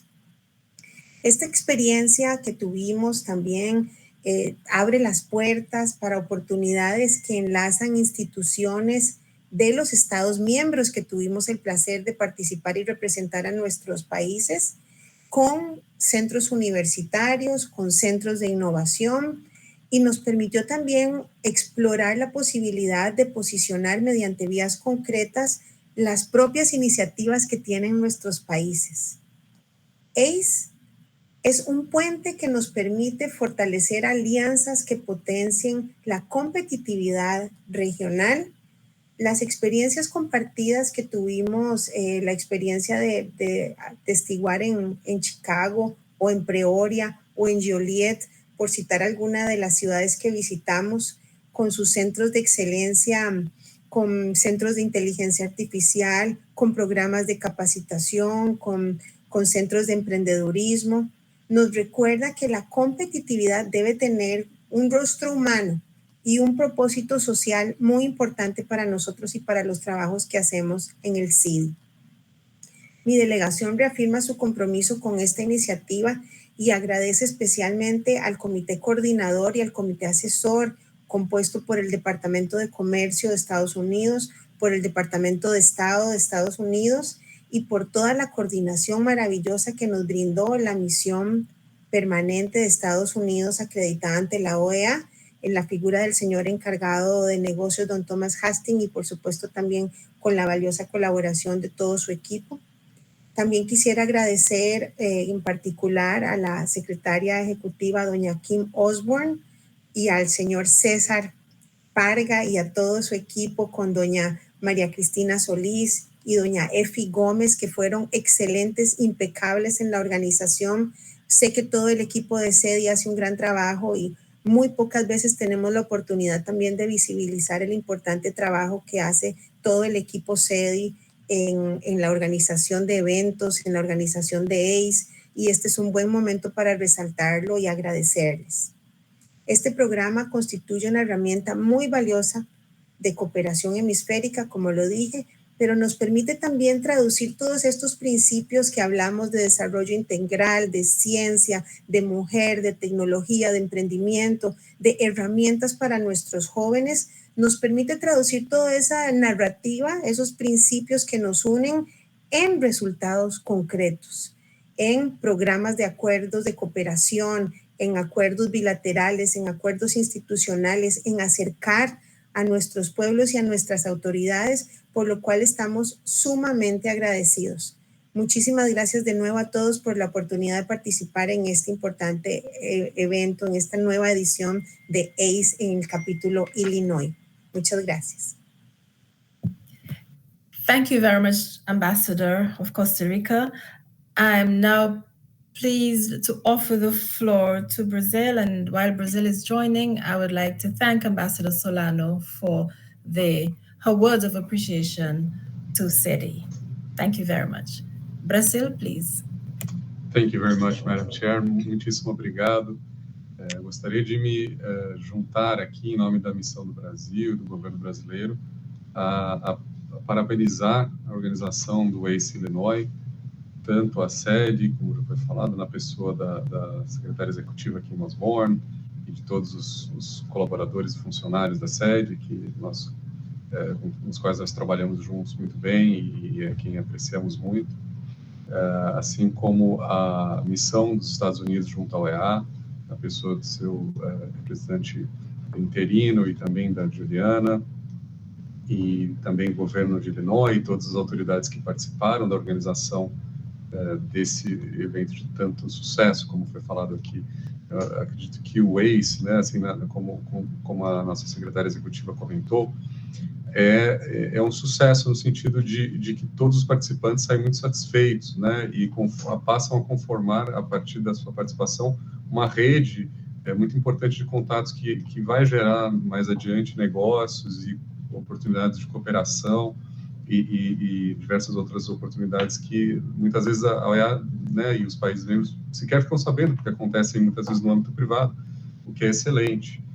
E, da mesma forma, senhora presidente, creio que os objetivos, né, a forma de operação do America's Competitive Exchange está muito alinhado com o perfil pragmático, né, focado no desenvolvimento, focado nas pessoas jovens e em oportunidades efetivas de mudança no terreno, que o novo secretário-geral tem propugnado, como falou hoje pela manhã. Não é? Do ponto de vista do Brasil, também a nossa participação no ACE Illinois foi muito bem sucedida, muito satisfeitos com a participação. Infelizmente, eu pessoalmente não pude ir, mas houve participação da nossa chancelaria e também do Estado do Pará, como a senhora presidente, bem lembrou, será o novo anfitrião da próxima edição do ACE, que se dará na última semana de agosto, de 25 a 29 de agosto.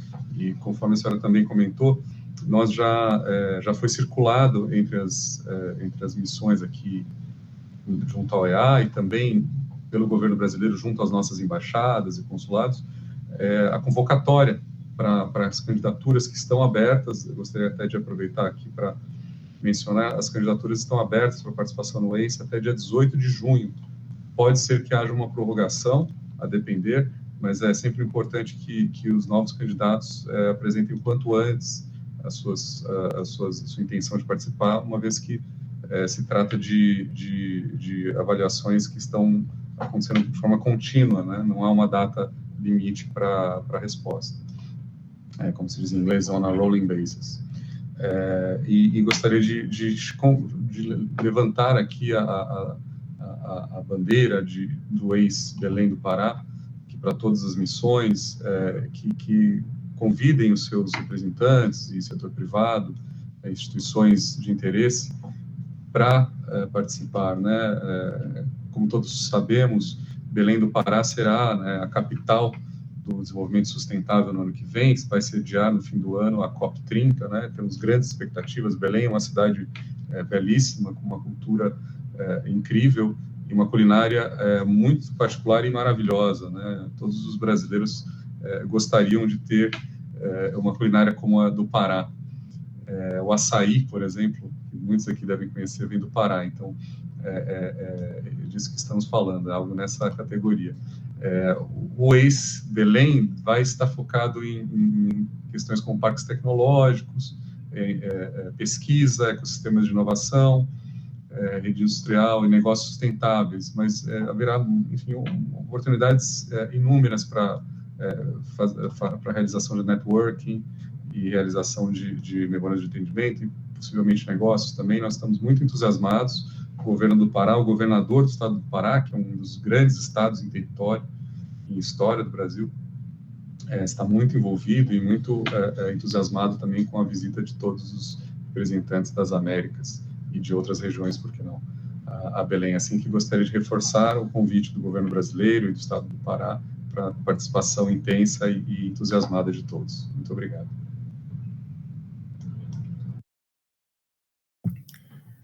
Thank you very much, Brazil. I now offer the floor to the Bahamas. The Bahamas, you have the... I see the US is on next. Bahamas, you dropped down to the bottom. I'm now pleased to offer the floor to the United States. Mr. Hastings, you have the floor, please. The Bahamas will get to you. Thank you very much. Can you hear me?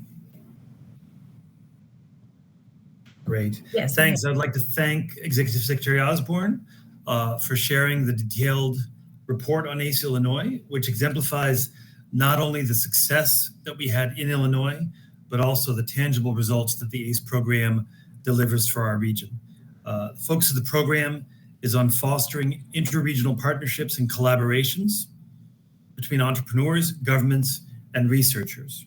The Department of State, together with the U.S. Department of Commerce, continues to support ACE because we believe in its ability to be an effective vehicle to share valuable experiences and good practices from dynamic economic sectors in all of our countries, and also while promoting partnerships that can advance prosperity and competitiveness in our region.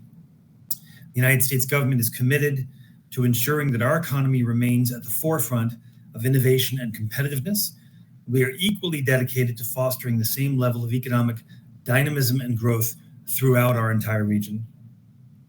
Uniting decision makers and leaders through this program creates an opportunity to tackle challenges, drive mutual prosperity, and enhance competitiveness. My delegation would especially like to thank the state of Illinois for hosting this edition, for creating an outstanding agenda that highlighted the strengths of that region, which include manufacturing, but also life sciences, transportation, and next generation agriculture, among other sectors. The agreements and the MOUs that resulted from ACE Illinois are themselves a testament to the tangible impacts that this program generates. We expect that the results achieved because of this exchange will continue to grow as participants continue to follow up and use the partnerships that they established in Illinois. The ACE network is also known for continuing to build upon itself, as those who have participated in past programs boast about their experiences, and tell their friends, and bring new participants to the fold. I was encouraged to speak after ACE Illinois with Ambassador Solano, with Ambassador Francis, who I see is going to speak soon, and to hear how enthusiastic they were about their experiences. We welcome all ambassadors to participate in future editions of ACE coming up in Brazil in August. Together, we will continue to embrace and participate in future editions of this program, building partnerships and collaborations that will help our region succeed. Thank you all. Thank you. Thank you very much, United States. I see that Honduras is up next, Secretariat. Honduras, I'm pleased to offer you the floor. Good afternoon, Madam Chair. Good afternoon also to Secretary Osborne. It's great to be here. I want to start by thanking SEDA Secretariat. Muchas gracias a la Secretaría por la organización no solamente de este ACE, sino de los pasados ACE. No tuve el privilegio de estar en esta oportunidad en Illinois, sin embargo he tenido el privilegio de ser parte de otros ACE en diferentes áreas de la región y puedo constatar del gran trabajo que hay detrás de las organizaciones de este evento, como bien lo mencionó la señora embajadora Solano, y de los resultados que salen del ACE. Quisiera destacar tres aspectos de ACE que para la delegación de Honduras en el transcurso de las pasadas organizaciones han sido de mucho valor. Y el primero es el de la cooperación, la oportunidad de reunirse con autoridades por este periodo de tiempo, no solamente las autoridades del sector público, pero autoridades en la academia y líderes del sector privado han permitido tener una muy enriquecedora, no solamente espacio durante la realización del evento, pero en seguimiento a ese evento, concretarlo en muchas acciones productivas. Así que enhorabuena por los más de 14 MOUs, intenciones de suscribir acuerdos de colaboración, pero en lo personal, lo que más valor veo de ACE es que las no se quedan en MOUs y trascienden a MODs. Son realmente los primeros espacios en los que inician esas conversaciones y existe el segundo aspecto que quiero resaltar es la cooperación en competitividad. Hace que nuestras economías, que nuestros países se beneficien mutuamente de esa colaboración y trascenderlo e implementarlo en acción. Y no es acción solamente unilateral o en una dirección de manera de que no solamente alguna parte de la región se beneficia, es una colaboración y cooperación multidireccional. Y parte de esto tal vez lo podemos reflejar o conocer mejor a través del interés de los diferentes países en querer organizar el ACE a través de los años. Una iniciativa para la cual también me sumo a agradecer al Departamento de Estado y al Departamento de Comercio de Estados Unidos por mantenerse y acabamos con mucha alegría escuchar las palabras del representante de Estados Unidos en donde valida su respaldo a esa iniciativa. y eso se respalda a través del tiempo en el interés de los países de ser sede de este espacio, ¿verdad? Espacio que, a propósito, ha trascendido las fronteras de nuestro hemisferio con la organización del ACE en lugares tan lejanos como Israel, Alemania, por mencionar algunos de esos países. Por último, quiero destacar el importante valor de este espacio en fortalecer nuestros lazos de cultura. A través de estos espacios también fomentamos, aunque no sea tan válido, nuestros valores, y muchos de ellos son en caso de cultura, pero también los valores de la democracia, que es uno de nuestros pilares en nuestra organización. Así que enhorabuena, de nuevo agradecer a la Secretaría, agradecer al equipo de CIDI, César Parga y todo el equipo que trabaja junto a él en el desarrollo de esta iniciativa. Y estoy muy entusiasmado, espero ser parte del próximo ACE en Brasil, así que obrigado Brasil por la designación de próxima sede. Espero estar con ustedes ahí en Belém do Pará. Muchas gracias, señora Presidenta. Thank you very much, Honduras. I'm now pleased to offer the floor to the Bahamas. The Bahamas, you have the floor, please.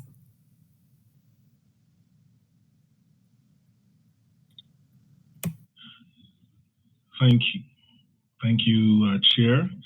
I wanted to join colleagues in briefly taking the floor to commend, firstly, the CIDI team, Executive Secretary Osborne, Section Chief Cesar Parga, Cristina Solis, Afi Gomez, and the rest of the CIDI team, and the U.S. government, specifically the U.S. Department of Commerce with its Economic Development Administration and International Trade Administration, and the U.S. Department of State through the U.S. Permanent Mission for the continued excellent work that is being done through the Americas Competitiveness Exchange Program.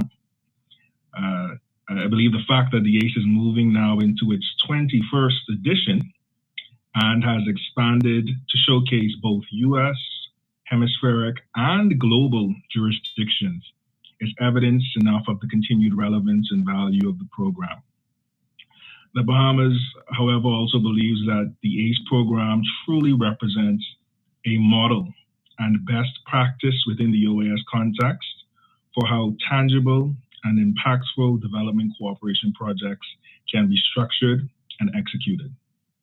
The most recent edition of ACE Illinois showcased the power of intersectoral partnerships between local, state, and federal government, academia, and the private sector, and how such integrated partnerships can really help jurisdictions drive transformative innovation and achieve growth and development that is greater than what could be achieved through just the sum of constituent parts.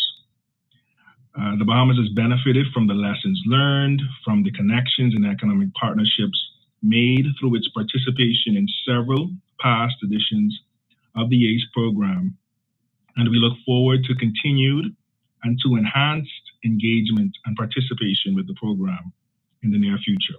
Thank you, Chair. Thank you very much to the Bahamas. I'm now pleased to offer the floor to Grenada, the Ambassador of Grenada. Ambassador, you have the floor, please.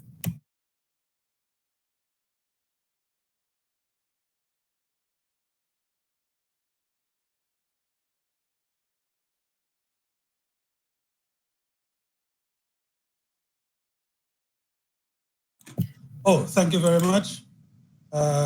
Great. Thank you very much, Chair. And apologies for this study start. So let me first of all thank the Executive Secretary Kim Osborne for giving such a detailed and comprehensive report, and also for the video. That was so nice. I mean, we could see just about everything I would have wanted to say, both in the report and in this video as well. Let me also ride on the words of gratitude heard from the earlier speakers, especially the words put forward and the persons thanked by both Mikhail of the Bahamas and also Ambassador Solana Alejandra of Costa Rica. So I wouldn't repeat those. And just to say to all those who are the stakeholders in Illinois that by delegation, myself personally, we thank you very much for the experience that you shared in ensuring that we feel very efficiently out there. I'd also like to share a few words to the upcoming host, Brazil, of thanks that you take up the baton so quickly after Illinois. This is a momentum, I think, that you are generating there. And so ACE moving from one location to the other, from one venue to the other so quickly, I think is a momentum that should also be commended. So we commend Brazil for your work in getting there. And also to say to you, I think you may have to postpone it or put off the deadline a little, extend the deadline, or a better word, extend the deadline. Because, you know, I've been converted along with many others who were present for the first time in Illinois at an ACE into an advocate. And one of the things that I'm finding is that it takes some time to really get persons to fully come on board and to prepare all that needs to be prepared to get into ACE, all the logistics and the funding and so forth.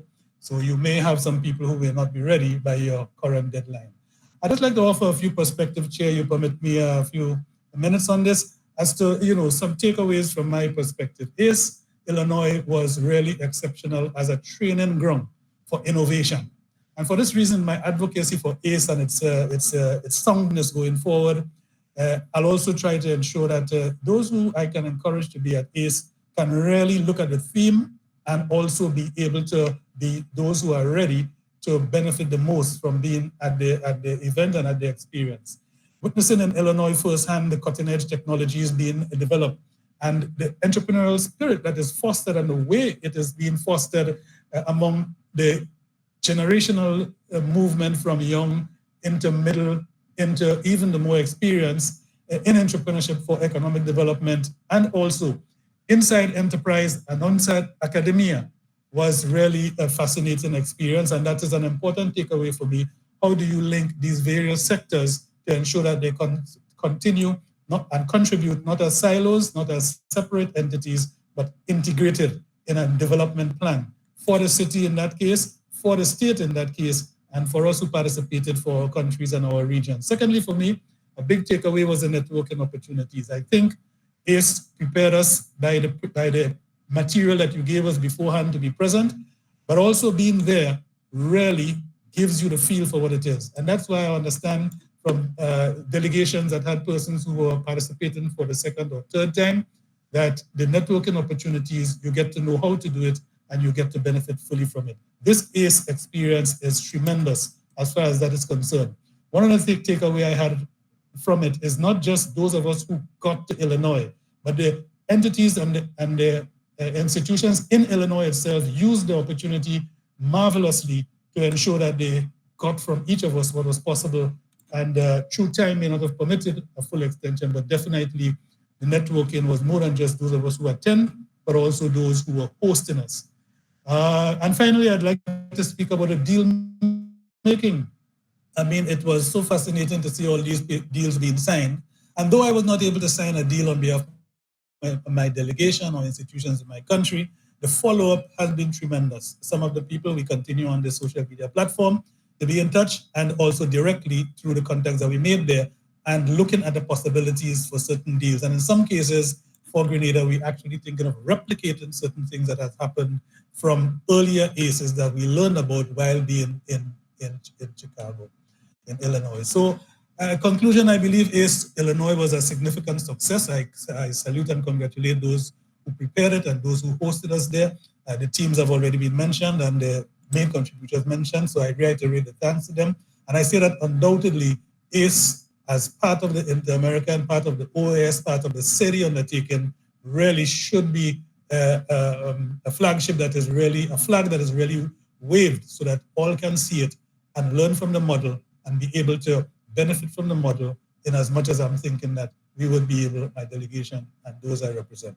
Thank you very much, Chair, for this for the space to make these remarks. Thank you very much, Grenada.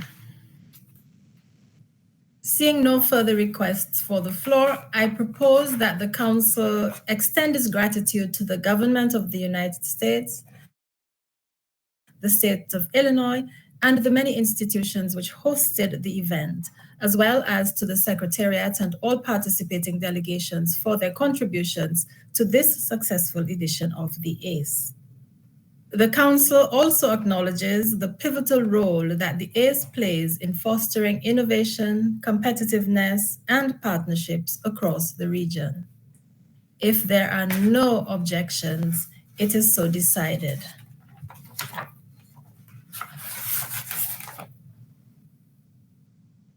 We now move to preparations for the General Assembly, item 5, report of the Chair of the Management Board of the Inter-American Agency for Cooperation and Development.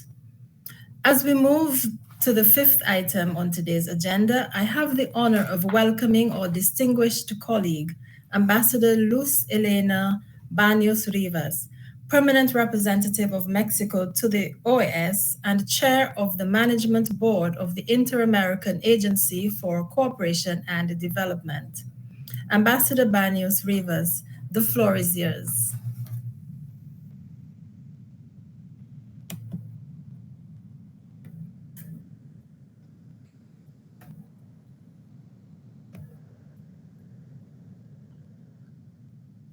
Gracias, señora presidenta. Señora secretaria Osborne, México, en su calidad de presidencia de la Junta Directiva de la Agencia Interamericana para la Cooperación y el Desarrollo, presenta el siguiente informe sobre las actividades más relevantes realizadas durante el último año entre junio de 2024 y junio de 2025, periodo en el que tuvieron lugar 3 reuniones de la Junta Directiva, el 9 de julio y 28 de octubre de 2024 y el 18 de febrero de 2025. A continuación se destacan las acciones realizadas. El 9 de julio de 2024, la Junta Directiva discutió y aprobó el Plan de Trabajo para la implementación del Plan de Acción de Cooperación 2024-2027, la propuesta preliminar de área de acción y programas para el ciclo de programación 2024-2027 del Fondo de Cooperación para el Desarrollo y la implementación de la adjudicación de una segunda ronda de becas del programa académico destinada a los Estados miembros con un bajo índice de desarrollo humano.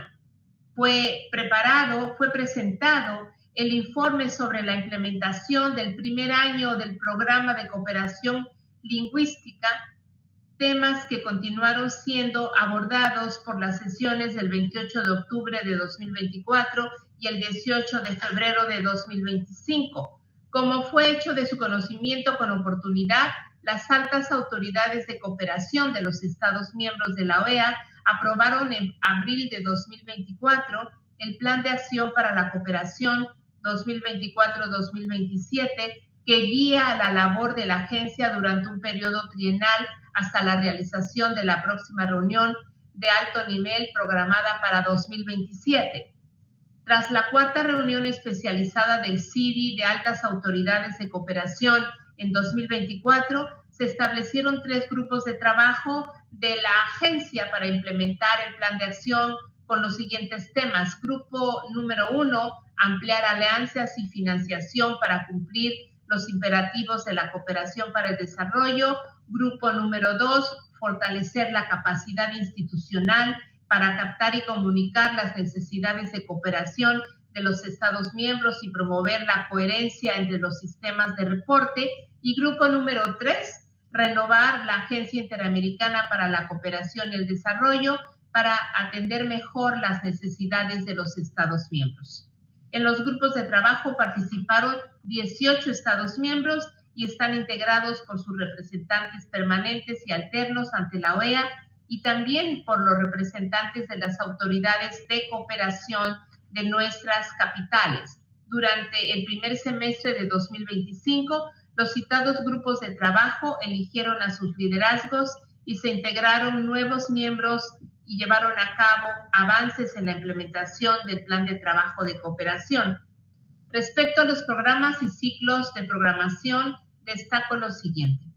El programa de cooperación lingüística, que se incluye en el ámbito de competencia de la agencia de conformidad con el objetivo 5.9 del plan de trabajo para la implementación del plan de cooperación 24-27, supone la consolidación del programa de competencia y de certificación lingüística, Durante el periodo anual se llevaron a cabo los siguientes cursos.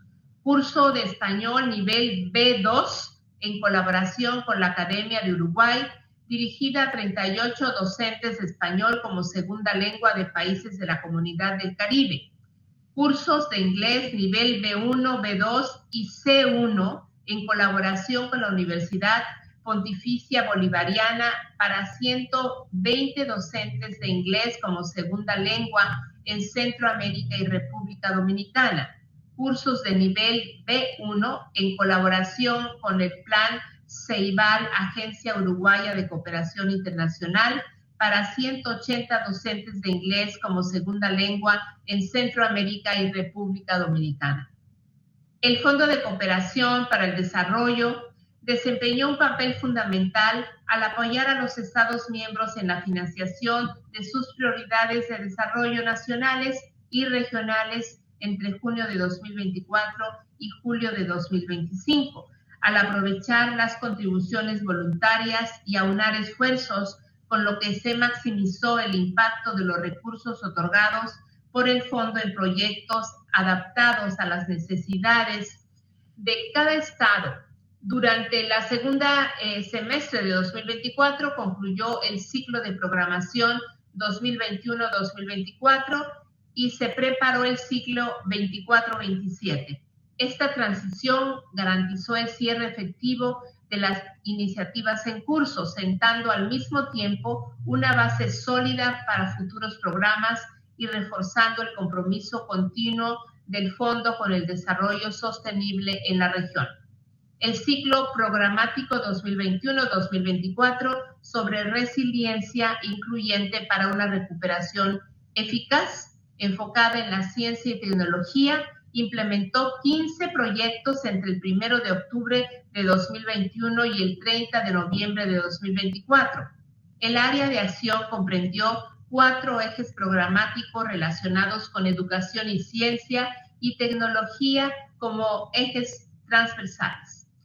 1. Reforzamiento de las micro, pequeñas y medianas empresas, MIPYMES, mediante la innovación y la tecnología. 2. Reconversión de la fuerza laboral con enfoque innovador para la recuperación del sector turístico y las economías regionales. 3. Innovación científica y tecnológica para fortalecer la resiliencia. Y 4. Ciencia para la toma de decisiones en la planeación del riesgo de desastres. Estas iniciativas, alineadas estratégicamente con marcos globales como la Agenda 2030 de Desarrollo Sostenible y el marco de Sendai para la reducción del riesgo de desastres, y desempeñaron un papel fundamental en la recuperación pospandémica de la región, impulsando la resiliencia y el desarrollo sostenible. Los 4 programas lograron con éxito sus objetivos, fortaleciendo en total 1,014 MIPYMES y beneficiando directamente a 21,021 personas. El ciclo de programación 2024-2027, Acción Climática. El 30 de julio de 2024, el CIDI aprobó la acción climática como área de acción para el ciclo de programación 24-27 del Fondo de Cooperación para el Desarrollo, junto con 4 temas programáticos. 1. Economía circular. 2. Educación climática y ambiental. 3. Desarrollo de habilidades climáticamente inteligentes. Y 4. Impacto del cambio climático en las mujeres y las comunidades desfavorecidas. El área de acción y los temas están alineados con el último proceso ministerial del CIDI y reflejan los mandatos establecidos en la resolución de la Asamblea General, impulsando iniciativas hemisféricas en materia de desarrollo integral, promoción de la resiliencia AGRES 2988, que encomienda a la Junta Directiva que garantice la plena alineación entre las prioridades de cooperación sectorial y los procesos ministeriales de la OEA, y apoya la implementación del Plan de Acción Interamericano sobre Cambio Climático 2023-2030. La reunión de la Junta Directiva del 28 de octubre de 2024 aprobó la propuesta de elegibilidad del Fondo de Cooperación para el Desarrollo y con ello un total de 15 países fueron elegibles para participar en el ciclo de programación 2024-2027 en el marco de los 4 programas aprobados por un monto de $1.875.000 en capital semilla autorizados para su asignación, registrados en el documento AICD, diagonal JD, diagonal DE 145, diagonal 25. El Fondo de Capital para los programas de becas y capacitación de la OEA fue considerado durante la reunión de la Junta Directiva del 28 de octubre de 2024, ocasión en la que el Departamento de Servicios Financieros de la Secretaría de Administración y Finanzas de la OEA presentó el estado de la estrategia de inversión en ejecución del Fondo de Capital, cuya inversión inicial del portafolio fue de $4.3 millones, con una asignación de 70% en acciones y 30% en bonos, alcanzando un valor de $5.3 millones al 30 de septiembre de 2024. La Junta Directiva autorizó el depósito en el Fondo de Capital de los fondos de becas no utilizados o desobligados del periodo 2023, conforme a la resolución presupuestal AG Res 3011. La Presidencia desea aprovechar esta ocasión para dar las gracias al vicepresidente, señor Omar Seitu Williams, representante permanente adjunto y representante alterno de la Misión Permanente de San Vicente y las Granadinas ante la OEA, así como a los Estados miembros de la Junta Directiva por su apoyo durante este periodo. De manera especial, deseo reconocer el trabajo realizado por las autoridades de cooperación de cada uno de los Estados miembros que integran los grupos de trabajo por sus valiosos aportes, los cuales esperamos continúen para seguir impulsando el liderazgo de la agencia en materia de cooperación para la región. Obviamente deseo dar las gracias de manera muy particular a la secretaria ejecutiva Kim Osborne por su profesionalismo, su enorme entusiasmo, su valioso compromiso, así como el de su equipo de trabajo, a las señoras María Constancia Bustillo, a Luz Ángela Serrano, Isabel Zuluaga, Emily Tangarif, Abayomi, Edward Dyer, Diana Núñez y al señor Nick Knowles. Quiero destacar de manera muy enfática el liderazgo de la señora secretaria ejecutiva Kim Osborne. Sus resultados están ante nuestra vista y son comprobables. Muchas gracias por su compromiso, por su sacrificio, por sus aportes al trabajo de las prioridades de los Estados miembros. Por otra parte, me gustaría aprovechar esta oportunidad para recordarles que los miembros de la Junta Directiva de la agencia se eligen una vez al año y que en esta ocasión El Salvador, Panamá, Santa Lucía y Estados Unidos concluirán su periodo, por lo que aliento a los Estados miembros interesados a presentar sus candidaturas a la Junta Directiva para el periodo 2025-2027. Mayor información al respecto pueden consultarla en el sitio web de la propia agencia. También deseo destacar que una reunión virtual de la Junta Interamericana de la agencia ha sido convocada para el martes 17 de junio a las 10:30 de la mañana. Espero que pueda ser a esa hora. Muchísimas gracias por todo. Ha sido un placer dar este informe con los resultados respectivos. Gracias, Presidenta.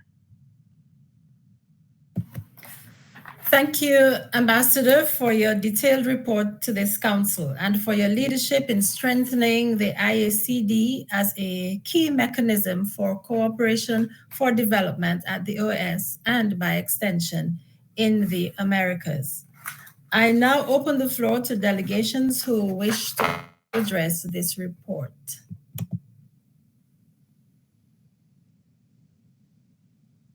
I offer the floor to the Ambassador of Costa Rica, Ambassador Alejandra Solano. You have the floor, please. Muchísimas gracias, señora presidenta. Muchísimas gracias a la embajadora Luz Helena Baños. Quisiéramos tomar la palabra brevemente para agradecer el liderazgo de la embajadora Baños liderando este semestre, este periodo, la Junta Interamericana de Cooperación. La embajadora de representante permanente de México ha hecho un trabajo maravilloso.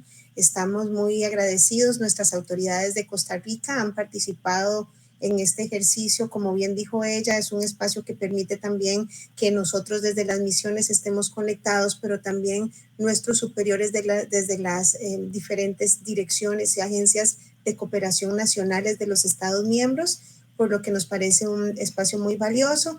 Tomo la palabra también para hacer referencia a la mención que hace la embajadora Baños de la renovación de los miembros, para manifestarles que Costa Rica está interesada en ocupar una de esas sillas que quedan vacantes y agradeceríamos el apoyo de todos los Estados miembros para lograr que se nos honre con este reconocimiento y poder representar a Costa Rica en este espacio de cooperación tan relevante. También me sumo a los agradecimientos para la secretaria ejecutiva Kim Osborne y a todo su equipo. Muchas gracias. Thank you very much, Ambassador of Costa Rica. I'm now pleased to offer the floor to St. Lucia. St. Lucia, you have the floor, please.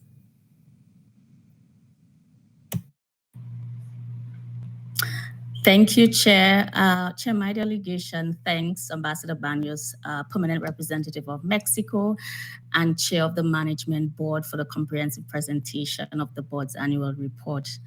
The report reflects the remarkable breadth and depth of work undertaken over the past year to strengthen the institutional framework of cooperation in our hemisphere and to align development programming with the evolving priorities of our member states.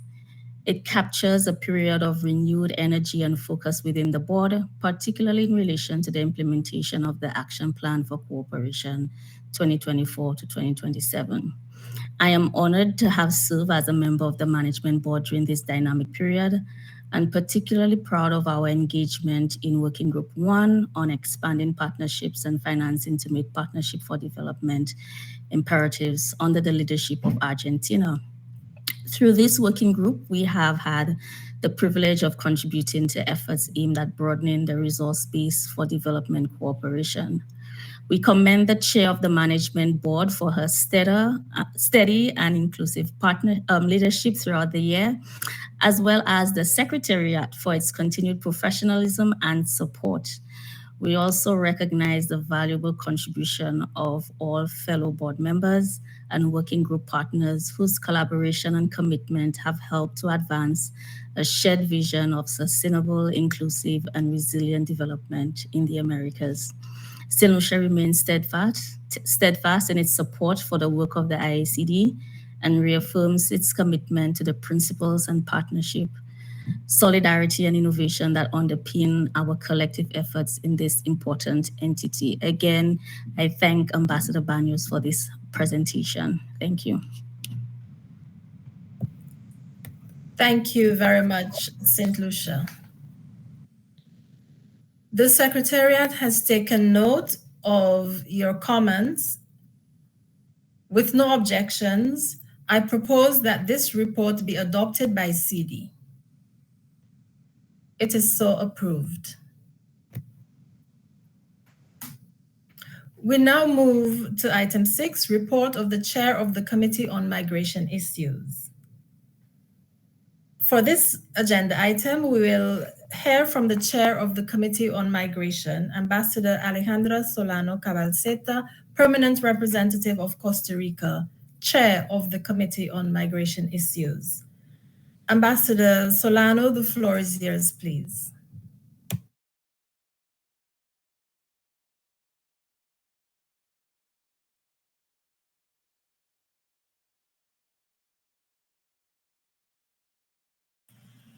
Muchas gracias, señora presidenta.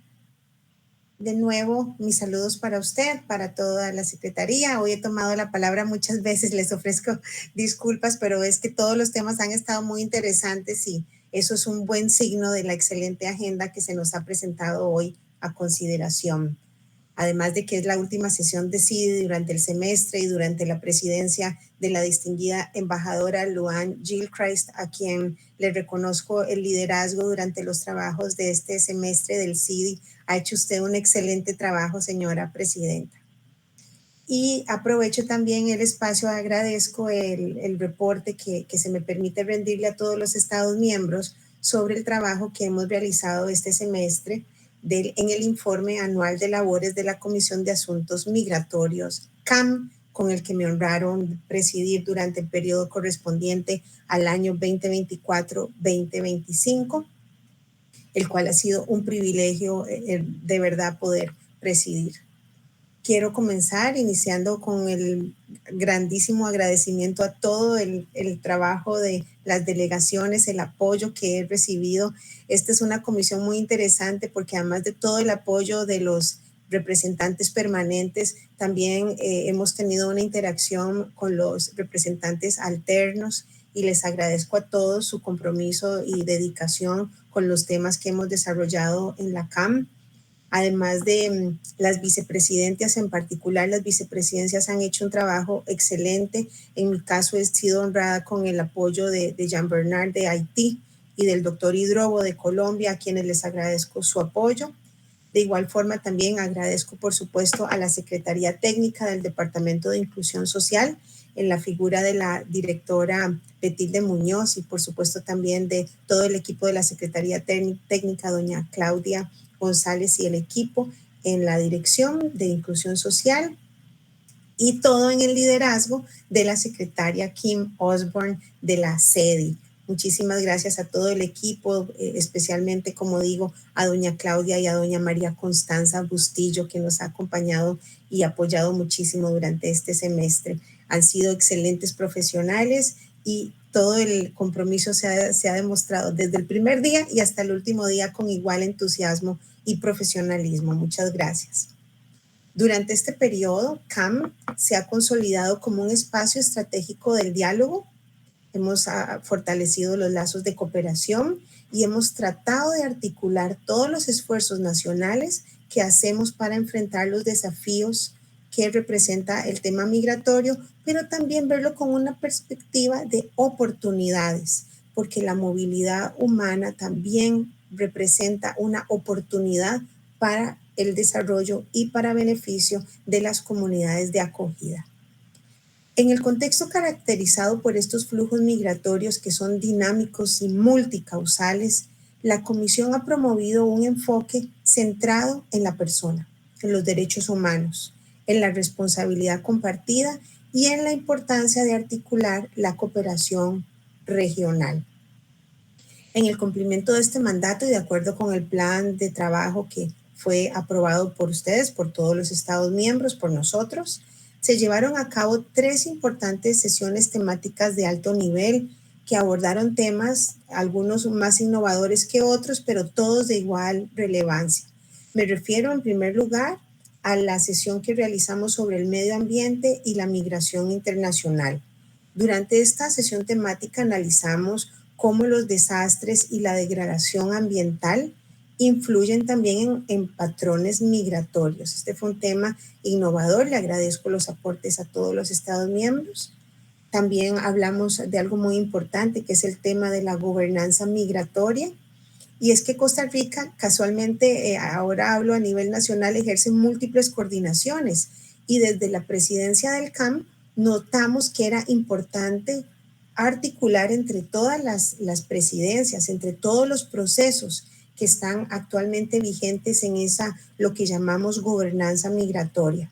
Entonces fue muy importante contar con los aportes de las presidencias que ejercen pro tempores algunos de nuestros Estados miembros en los procesos regionales, por ejemplo, en el tema de MIRPS, en el proceso de Quito, en Cartagena más 40, en la Conferencia Suramericana sobre Migraciones. Y estos intercambios con todas estas presidencias pro tempores representaron una oportunidad de lujo para articular todo lo que hacemos, los diferentes procesos para evitar duplicidades y para fomentar sinergias en la gestión de la movilidad humana.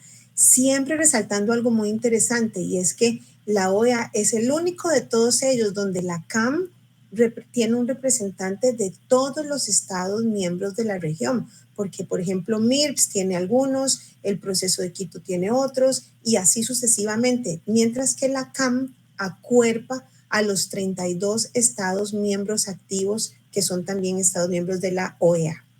De manera que esta sesión fue muy interesante y evidenciamos también algo muy importante, que era articular también dentro de los diferentes mandatos que tiene la organización en materia migratoria. Es importante articular también mandatos entre Comisión de Seguridad Hemisférica, que tiene un mandato muy específico relacionado con seguridad. También tenemos la CAJP, que tiene otro mandato relacionado con derechos humanos en materia de movilidad humana. Por ejemplo, ahí se ven todos los temas de asilo, de apatridia, de refugio. Y algo muy importante también, cómo estos diferentes procesos dentro de la organización de alguna manera también deberían poder articularse con su diferente enfoque y con su diferente mandato. Por último, un tema que quisiera resaltar muy especialmente fue el éxito de la sesión temática que realizamos en marzo, donde nos enfocamos en el impacto diferenciado que tiene la movilidad humana en las niñas, en las adolescentes y en las mujeres. Esa importantísima sesión nos permitió discutir sobre los impactos diferenciados y la necesidad de protección e integración que tienen estas poblaciones en situación de vulnerabilidad cuando migran, las niñas, las adolescentes, las mujeres, con énfasis en la atención a sus derechos humanos, en la equidad de género, en el interés superior del niño, por supuesto, y reconocer también la necesidad de que las respuestas sean articuladas, sostenidas e inclusivas. Las 3 sesiones nos permitieron no solo fomentar el diálogo interamericano, sino también evidenciar todo ese potencial y la relevancia que tiene CAM como una plataforma especial por excelencia dentro del hemisferio en favor de la movilidad humana con enfoque de desarrollo. Quisiera destacar también los avances que hicimos en los métodos de trabajo, en propuestas que fueron discutidas con ustedes. También, por supuesto, agradecer que todos los representantes nos acompañaron en los diferentes procesos y mecanismos regionales de las sesiones temáticas, de los métodos de trabajo. Por ejemplo, hicimos una sesión de cierre muy interesante sobre la retroalimentación de los estados y donde creíamos que teníamos que tener acentos en la próxima presidencia de la CAM. Con eso reforzamos también esa coherencia que tenemos que tener dentro de las iniciativas que tiene la OEA, las iniciativas regionales. Y además la institucionalización de esa última sesión que, como le llamaba, técnicamente se llama sesión de seguimiento y retroalimentación, que es un espacio donde podemos hacer un balance técnico para facilitar una planificación estratégica con el liderazgo de los Estados miembros para fortalecer el trabajo de la Comisión. Todas estas recomendaciones y todo esto que les estoy reportando nos motiva el eje central, que es fortalecer a la CAM, darle la visibilidad a la CAM que se merece dentro de este engranaje de diferentes procesos con énfasis en movilidad humana que están actualmente vigentes en nuestro hemisferio, y hacerla eso, un ente, un foro técnico, un foro de intercambio, de diálogo político que también aporte en donde podemos trabajar para énfasis en la cooperación de la región, para promover el desarrollo integral y la protección de los derechos humanos de las personas que están en movilidad humana. Así que, señora presidenta, muchísimas gracias por este espacio. Agradecemos también de nuevo todo el apoyo de los Estados miembros. Cierro diciendo que la migración es sin duda uno de los desafíos más urgentes que tenemos en nuestra región. Y no obstante, también es una fuente de oportunidades. Si se gestiona de manera más humana, ordenada, segura y con visión de futuro. Muchísimas gracias por haber confiado en Costa Rica para dirigir los espacios de la CAM, y le entregamos la batuta a la siguiente presidencia y trabajaremos con mucho entusiasmo para seguir esto que iniciamos durante el semestre de la presidencia de Costa Rica a cargo de la CAM. Muchas gracias. Thank you very much, Ambassador Solano, for your stewardship of the CAM over the past year and for your presentation to the Council this morning.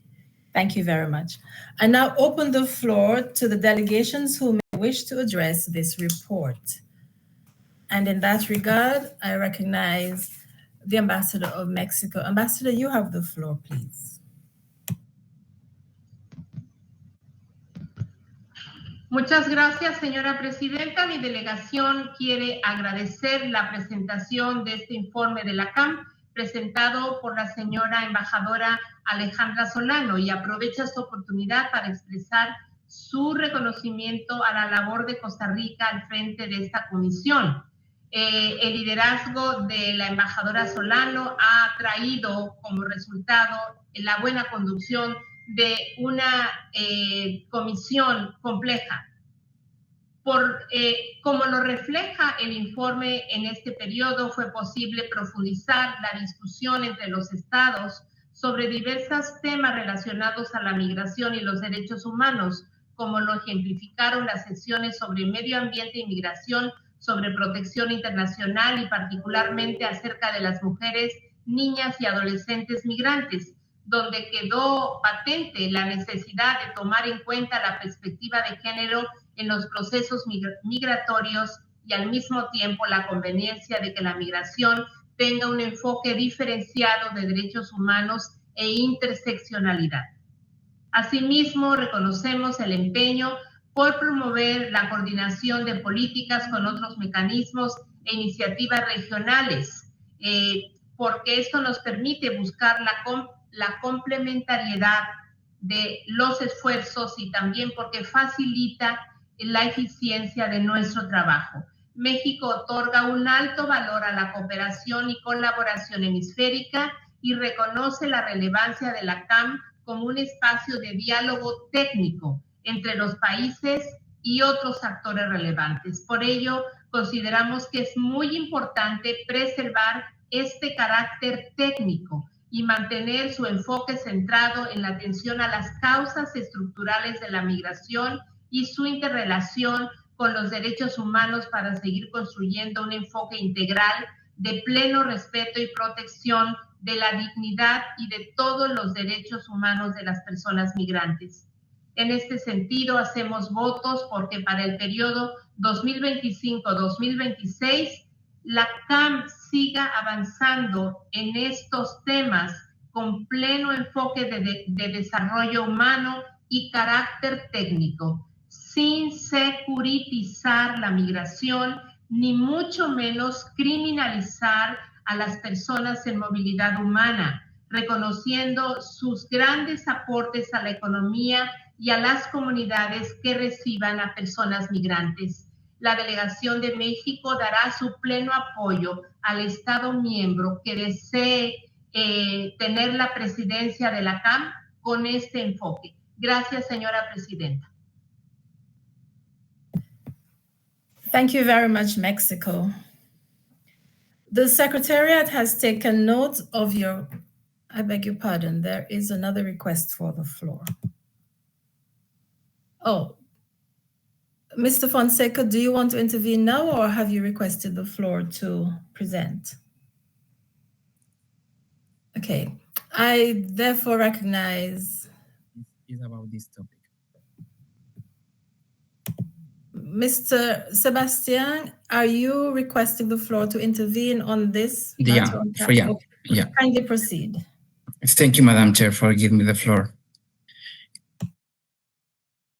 Es para la misión permanente del Ecuador y en mi nombre se desea expresarle a usted, embajadora Alejandra Solano, nuestro reconocimiento por su gran labor como presidenta de esta comisión, la de Asuntos Migratorios, y su excelente liderazgo en el trabajo realizado durante su periodo, lo cual permitió que todos los mecanismos del hemisferio puedan tener este espacio de diálogo para intercambio de experiencias y buenas prácticas en el área de movilidad humana. Muchas gracias, señora presidenta. Thank you very much, Ecuador. I now offer the floor to the United States. United States, please. Thank you, Madam Chair. The United States would like to extend its sincere appreciation to Ambassador Solano for her leadership of the Committee on Migration Issues during the 2024-2025 term and welcomes the opportunity to continue to engage with the CAM. We remain committed to strengthening regional alliances to address illegal migration, combat transnational criminal organizations, and support safe and orderly migration in the Americas.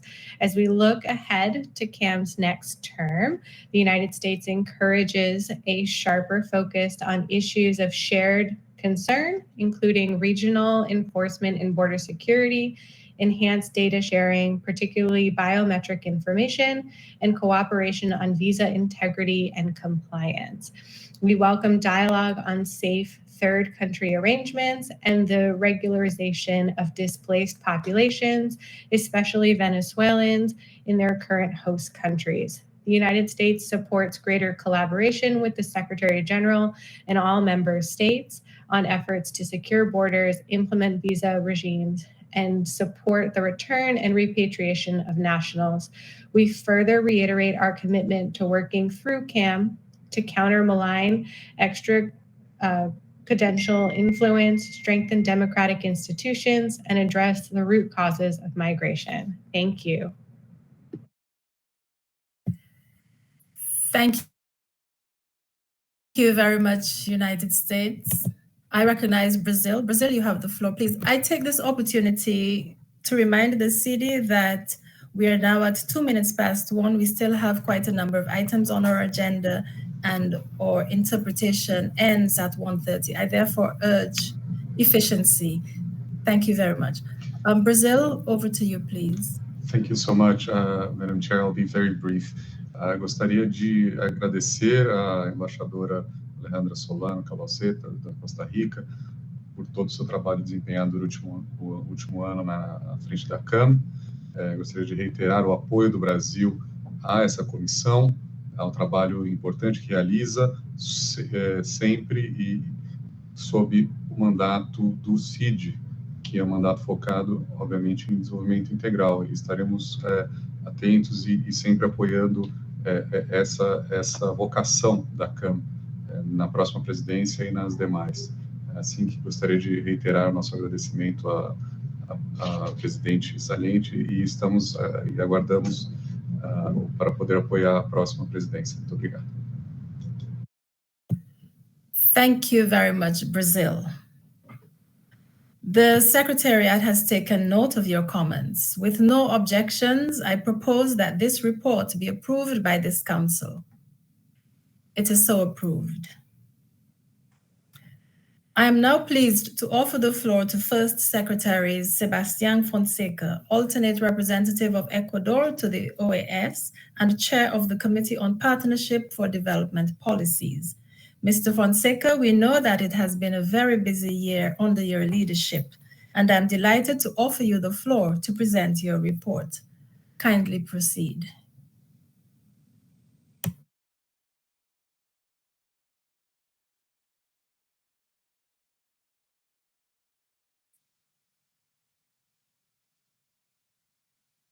Buenas tardes, ¿me pueden ver y escuchar? Sí, gracias. Muchas gracias, señora presidenta, por darme el uso de la palabra. Un cordial saludo para usted, la secretaria ejecutiva, a los representantes permanentes y representantes alternos. La Presidencia de Comisión de Políticas de Cooperación Solidaria para el Desarrollo presentó su informe mediante el documento número CIDI/CPD/doc.238/25, el cual fue gentilmente distribuido por la secretaria. En honor al tiempo, realizaré una síntesis del mismo. En cumplimiento de las responsabilidades y los mandatos que me competieron, reflejados en el plan de trabajo, el cual consideró los 4 ejes de esta organización, se realizó una serie de reuniones, tanto de carácter formal como informal, y presenciales entre noviembre del 2024 y mayo del 2025, en las cuales se abordaron los siguientes temas. Informes de avance. Se recibieron los informes de las áreas técnicas sobre la implementación de mandatos y sobre la ejecución de programas interamericanos y planes de trabajo sectoriales. Seguimiento al ciclo ministerial.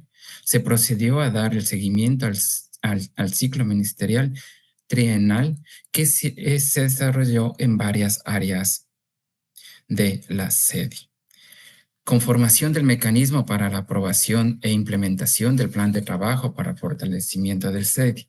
Se conformó un mecanismo informal de consulta para el fortalecimiento del CIDI, en el cual se trabajó de manera mancomunada por parte de todos los estados, llegando a obtener por consenso el plan de trabajo para la implementación de la resolución de la Asamblea General sobre el fortalecimiento del CIDI, con documentos CIDI/doc.425/24, revisión punto 2. Gracias a la presidenta de este mecanismo por todo el trabajo realizado, así como a los miembros que se incluyeron en este proceso. 4. Adopción del uso de plataformas digitales en los procesos de negociación. Se estableció un proceso para registrar comentarios y avanzar negociaciones en formato digital a través de la plataforma Coporanet, con el fin de facilitar y agilizar las negociaciones, reduciendo tiempos y costos y complementando los procesos de negociación de documentos en el marco de la CIDI. De igual manera, deseo de agradecer a los representantes permanentes y alternos por el voto de confianza durante esta presidencia, lo que permitió realizar un trabajo conjunto en favor de nuestros países, con un objetivo común, el desarrollo de estos, el cual nos permitirá un mayor grado de bienestar, sobre todo para nuestros connacionales. Asimismo, agradecer a las autoridades de Cancillería, mis colegas de misión, por el respaldo otorgado. Asimismo, se debe reconocer el rol de la familia durante este tiempo que todos los delegados podemos encargarnos de nuestras actividades sabiendo que tenemos quien nos da una alegría en casa. Asimismo, debo hacer un reconocimiento a todos los funcionarios que conforman la CIDI, en especial a la secretaria Kim Osborne y a sus directores, mi gratitud, sobre todo con Maris, quien dio un cúmulo de conocimientos. Igualmente, quiero agradecer a toda la Secretaría por la expertise, el cual permitió generar la sinergia entre los estados, la sede y la presidencia. En este sentido, gracias Claudia Salazar y Constanza Bustillo por su predisposición y el trabajo mancomunado con esta presidencia para poder realizar todas las tareas encomendadas y antes descritas, y sobre todo por atender los WhatsApps en los horarios que nos permitía trabajar y tener todo para esta presidencia. De manera particular, deseo reconocer la contribución realizada por mi colega Catalina Vera, vicepresidenta de esta comisión. Gracias por todas sus contribuciones y gracias por ser una dupla de equipo. Muchas gracias, señora presidenta. Mr. Fonseca, on behalf of your colleagues and of this council, I thank you for leading the Committee on Policies over the past year. I open the floor to the delegations who wish to address this report. Seeing no requests for the floor, the Secretariat has taken note of your comments and the report, and with no objections, I propose that this report be adopted by CIDI and approved. It is so approved. Colleagues, we now come to the 8th item on today's agenda, the draft resolution of the CIDI to the General Assembly. Delegations may recall that in accordance with Resolution CP Doc 6092/25, Rev 2, reaffirmation of mandates and the establishment of a mandate management mechanism approved by the Permanent Council and the Inter-American Council for Integral Development, this year's General Assembly will not consider any new mandates. As such, the annual CIDI Omnibus Resolution was not negotiated. In lieu of this, CIDI Resolution CIDI Doc 454/25 Rev 2 was circulated and has received input from member states. I now submit for the consideration of this council draft resolution CIDI/Doc 454/25 Rev 2. I open the floor to the delegations who wish to address the draft resolution.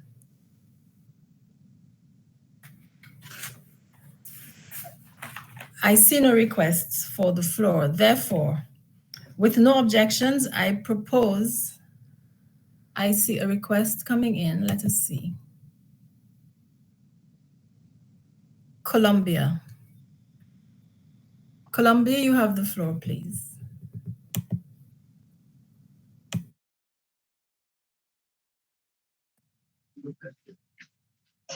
Muchas gracias, señora presidenta. ¿Me escuchan? Sí. Señora presidenta, Colombia no quiere oponerse, simplemente quería hacer un pequeño comentario de forma sobre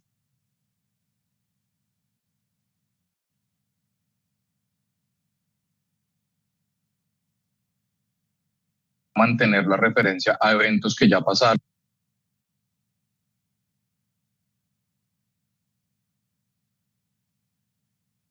Simplemente para tenerlo claro, o si esto podría ser eliminado. Muchas gracias, señora presidenta.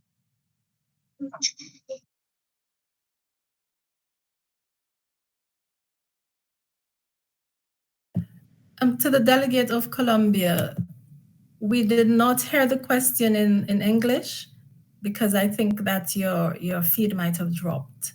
Could you request the floor, please, and repeat your question? Thank you. Gracias, señora presidente, y gracias por darme nuevamente la palabra para repetir la pregunta. La pregunta es si en el cuadro donde está el calendario tener las reuniones que a la fecha ya se realizaron, como la reunión este primer semestre, o si estas simplemente podrían ser eliminadas. Gracias, señora presidenta.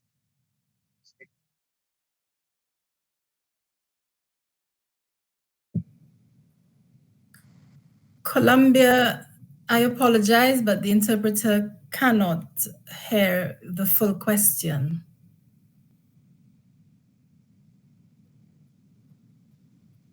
Because your feed keeps dropping.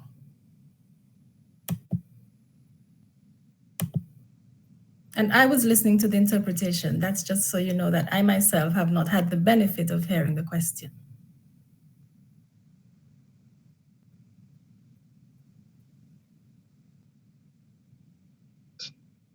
Thank you, Madam Chair. I'll try to do it in English now for your benefit and all the English speakers.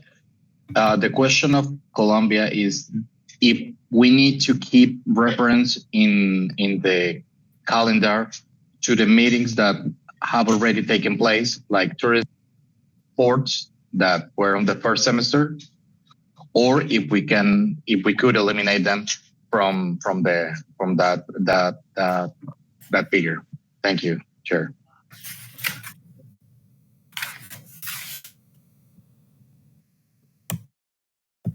Thank you very much, Colombia. Secretary Osborne, would you like to make a response to Colombia on this, please? Yes, Madam Chair, thank you so much. Yes, indeed, Colombia, if this went out, it was certainly an error on the part of the Secretariat. We apologize and we'll correct the document before it goes on to the General Assembly. The ministerials that have already been held should be eliminated from the calendar. It is that which is going forward that we present to the General Assembly. So sincere apologies for that, and it will be corrected before that document goes on to the Permanent Council for onward transmission to the General Assembly. Thank you. Thank you very much, Colombia, and thank you very much, Executive Secretary, for providing the response and the necessary adjustment to the document in question. I continue. With no objections, therefore, and with the task to be undertaken by Executive Secretary Osborne and her team, I propose that this document be adopted by CIDI and approved for onward transmission to the General Assembly. It is so approved. Our final item on the agenda is the draft annual report of CIDI to the General Assembly, which I'm happy to share as chair of this council. It's document CIDI Doc 453/25, Rev 1. This report, which was shared by the Secretariat in preparation for this meeting, contains a summary of the activities carried out by the Inter-American Council for Integral Development and its subsidiary bodies during the period between the 54th and the 55th regular sessions of the General Assembly of the Organization of American States, held on June 26th, 27th, and 28th, 2024 in Asunción, Paraguay, and the 55th session, which will be held from June 25th to 27th, 2025 in St. John's, Antigua and Barbuda. It also includes a summary of the activities carried out by the Executive Secretariat for Integral Development, CIDI.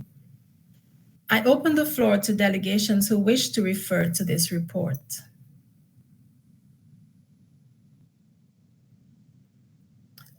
I see no requests for the floor. I see the floor being requested. St. Lucia, you have the floor, please.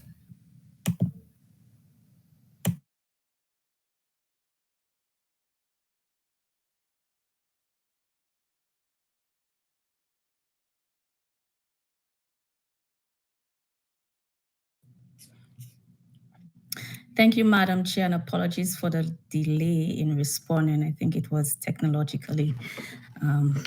So, Madam Chair, thank you. And we just wanted to recognize the presentation of the report for the period 2024-2025. The report stands as a testament to the Council's continued relevance and dynamism in advancing integral development across the Americas. We express our appreciation to you, Chair, for your effective stewardship of the Council during the January to June 2025 semester and commend you for advancing a timely and relevant agenda under the theme, Building Equitable and Inclusive Communities in the Americas, Expanding Access and Opportunities for All. The thematic focus for the semester rightly underscored the urgent need to address widening socioeconomic disparities across our hemisphere and provided a meaningful platform for member states to engage in dialogue and to share best practices. My delegation welcomed the diverse and substantive issues addressed during this period, including the integration of education and employment opportunities for the youth, the imperative to unlock the development potential of rural communities, the importance of inclusive education, the critical role of digital literacy, and the challenges posed by brain drain. The conversations not only reflected the lived realities of our populations, but also aligned with the development priorities of the government of St. Lucia. We further applaud the Secretariat for its continued support and efforts in the Council and for maintaining a constructive and results-oriented approach supported by the production of concept notes, summary documents, and cooperation opportunities that help translate dialogue into actionable outcomes. My delegation particularly wishes to place on record our deep appreciation for the opportunity to have served as chair of CIDI during the second semester of 2024. Under the chairmanship of Ambassador Elizabeth Darius-Clark, permanent representative of St. Lucia, we were proud to lead the Council in promoting a strategic and forward-looking dialogue centered on the theme, physical connectivity to promote regional trade and integration for economic growth. This thematic focus was responsive to the region's aspirations for more robust economic linkages and shared prosperity. Over the course of that semester, St. Lucia presided over a series of substantive dialogues on critical hemispheric issues, including the elimination of customs and regulatory barriers, air and maritime connectivity, port modernization, and subnational competitiveness. These discussions, enriched by expert presentations and the active engagement of member states, culminated in the adoption of a resolution affirming the central role of physical connectivity in stimulating regional trade and economic growth, entitled Physical Connectivity to Promote Trade and Regional Integration as an Engine for Economic Growth. Chair, we commend the Executive Secretariat for Integral Development for its unwavering technical support and commitment to excellence during our period of chairmanship. We also recognize the member states for their collaboration, which was instrumental in the success of our chairmanship. As the Council continues to deepen its role in supporting the development priorities of our people, St. Lucia reaffirms its commitment to the work of CIDI and to the collective advancement of integral development in our hemisphere. I thank you, Chair. Thank you very much, St. Lucia. I'm now pleased to offer the floor to the Ambassador of El Salvador. Ambassador, the floor is yours, please.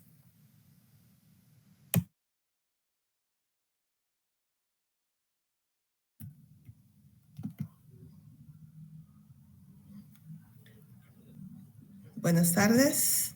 Muchas gracias, señora presidenta. Agradecemos la presentación del informe anual del CIDI 24-25, del cual estamos tomando debida nota. Inicio reconociendo y felicitando el trabajo de las presidencias y vicepresidencias del CIDI durante este periodo, como de sus órganos subsidiarios, la CAM, la Comisión de Políticas y la Junta Directiva de la AICD, y principalmente también el apoyo del equipo del CIDI, que ha sido esencial para lograr los resultados que se están reportando. Nos congratulamos por la participación al inicio de esta sesión del secretario general Albert Randín, alentando que también se realice de manera más periódica, y coincidimos plenamente con su visión que fortalecer el pilar de desarrollo es fundamental para erradicar la pobreza, lograr condiciones de igualdad y equidad e impulsar el desarrollo sostenible y la democracia en la región.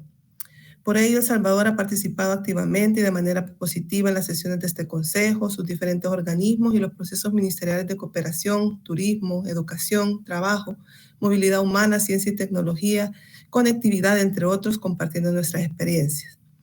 Asimismo, El Salvador integró el mecanismo de consulta informal para el fortalecimiento del CIDI, de lo cual tenemos el desafío de implementar sus recomendaciones en el próximo periodo. Es una oportunidad para agradecer a la Secretaría el apoyo a iniciativas en marcha, como el proyecto Fomentando la Seguridad Hídrica en la región del Trifinio, que se gestiona junto a las Repúblicas de Honduras y Guatemala, así como la cooperación bilateral desarrollada en el marco de la REAL. Valoramos las oportunidades de formación profesional recibidas mediante el programa de becas y capacitación de la OEA, que es una prioridad para El Salvador. También la Academia para Jóvenes de Tecnologías Transformadoras para las Américas, que consideramos se debe potenciar, y el programa de cooperación lingüística. Los resultados positivos en todas estas áreas en el informe nos invita a mantener la vigencia y el fortalecimiento del CIDI, organizando junto a los Estados miembros una mejor gestión de cooperación, así como fortaleciendo y dotando de recursos a Cooperanet, de manera que nos permita concretar nuevas oportunidades de cooperación técnica entre nuestros estados. No queremos finalizar sin reiterar nuestro compromiso en seguir aportando nuestra experiencia y capacidades a los objetivos del CIDI para que implementemos en los próximos periodos acciones conjuntas que garanticen el desarrollo integral en todo nuestro hemisferio. Muchas gracias, señora presidenta, y felicidades. Muchas gracias, embajadora. Muchas gracias.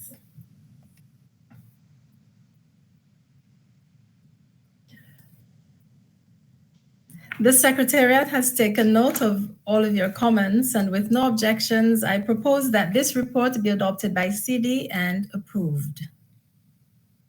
It is so approved.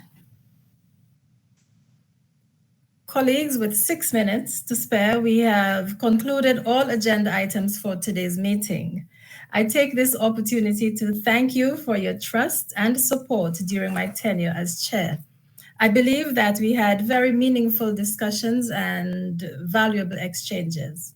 As members of the premier decision-making body on development issues in the region, we have agreed on several relevant documents that will be submitted for the consideration of the General Assembly's 55th regular session, scheduled for June 25th to 27th, 2025. I thank all member states for their engagement, cooperation, and collaboration as we continue to strengthen our work on development within the context of this august body. I also thank Ambassador Luis Ernesto Vargas, the Vice Chair of the CIDI, for his support at this juncture. Before closing, I would like to offer the floor to Executive Secretary Osborne. Executive Secretary, you have the floor, please. Thank you, Madam Chair. Madam Chair, I would be remiss if I did not take this opportunity to tell you what an absolute joy it has been working with you. Your gentle manner, your attention to detail, your responsiveness to my texts and emails at various times, even in the evenings. Thank you so much. And your amazing sense of humor, I will miss very much. Thank you so much, Ambassador. This has made it so easy to work with you in my capacity as Executive Secretary. It has been a pleasure also to learn from you. Every chair brings his or her own style to the role.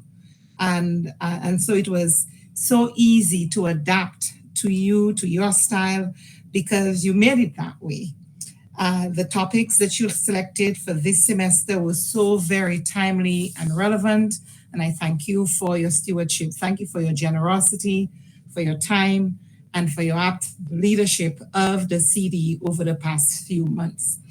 I am sorry that this is our last meeting with you is virtual, so I can't give you a physical hug, but I give you a virtual hug and say thank you again on behalf of the Secretariat for your work. Thank you for your leadership. Thank you for steering us to this point. It has been a sheer pleasure working with you, and I look forward to your participation in CIDI as we move forward. Thank you, Ambassador.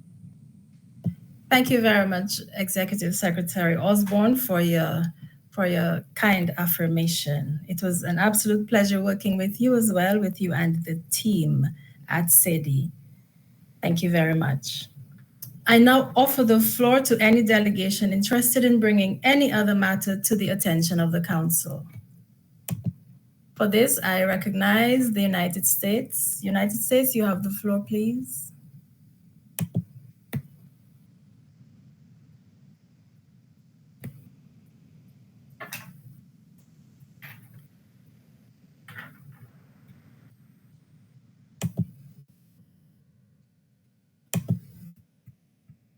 United States, are you having technical difficulties? Juliana?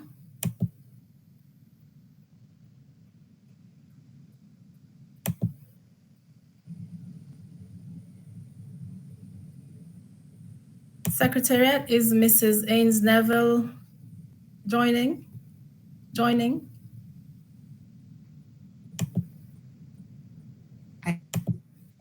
I suspect she's having technical difficulties. Ambassador, maybe we'll go to Ambassador Solano. Yeah, she's fallen out. Okay.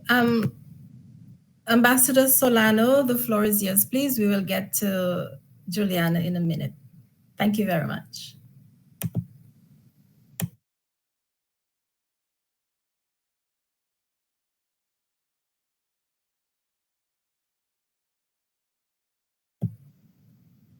Ambassador Solano?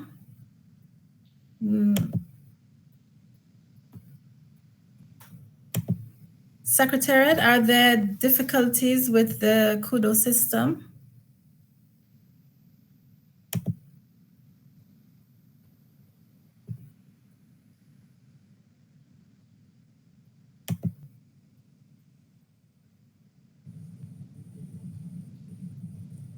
I think we're referring to DCMM. If you could let us know whether there are technical difficulties, please.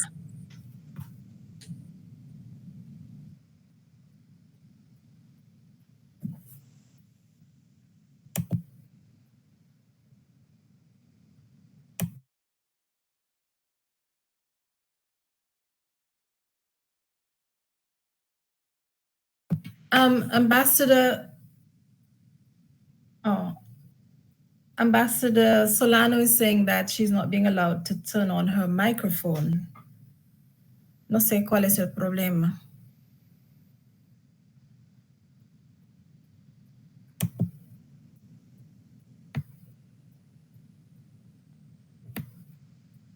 Ambassador, I think we're hearing from DCMM that the Kudo is not working for some reason.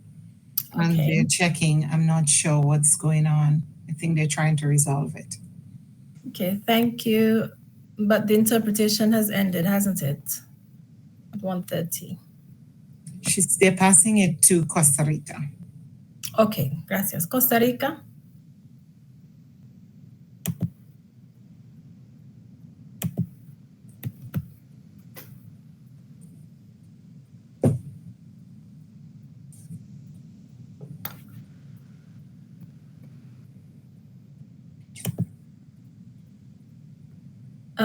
Still nothing. While we await that, I'd just like to conclude the expression of gratitude, and the expression of gratitude is extended to, like I said, the vice chair of the CIDI. I'd also like to thank Ambassador Hector Arces Aconeta of Bolivia and Ambassador Benoni Belli, both chairs of the Permanent Council during this semester, for the joint sessions of the Permanent Council and the CIDI on matters of importance. Of course, I'd like also to thank my team at the Permanent Mission of St. Vincent and the Grenadines for their support. Ambassador, we have interpretation still, just so you know. So okay. They're trying to resolve the issue. I ask for your patience for just a few more minutes, as 2 member states have requested the floor.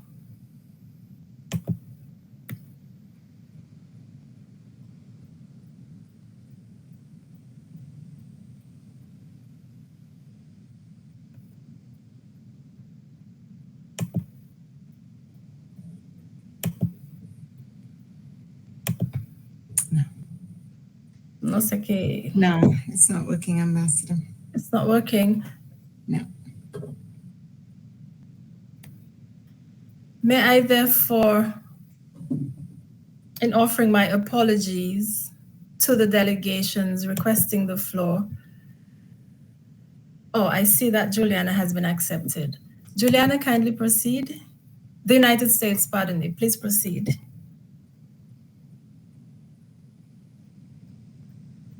Can you hear me? Oh, there we Yes, go. I can hear and see you. I thank you for your patience. Please proceed. Okay.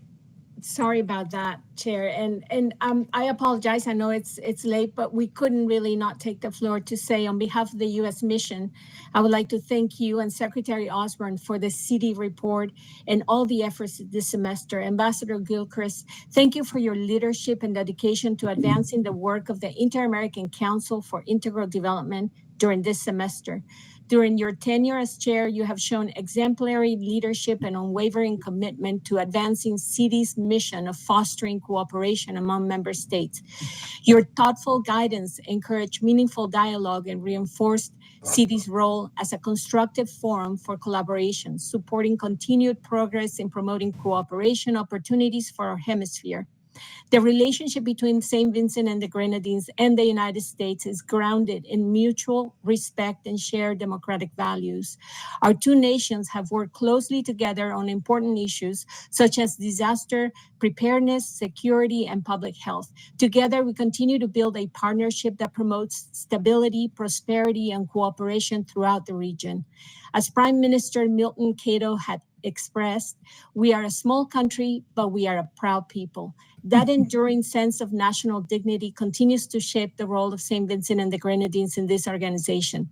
Your leadership within CIDI reflects your country's long-standing commitment to sovereignty, resilience, and principled engagement. The United States values our partnership with St. Vincent and the Grenadines, a partnership grounded in mutual respect and focused on shared regional priorities. The U.S. mission looks forward to continuing to work with St. Vincent and the Grenadines to advance our shared goals. Thank you, Madam Chair. Thank you very much, United States, and I echo the same sentiment from our perspective. Much appreciated. Thank you. Ambassador Solana, you have the floor, please. Muchas gracias, embajadora. Sí tenemos traducción, todavía interpretación. Sí.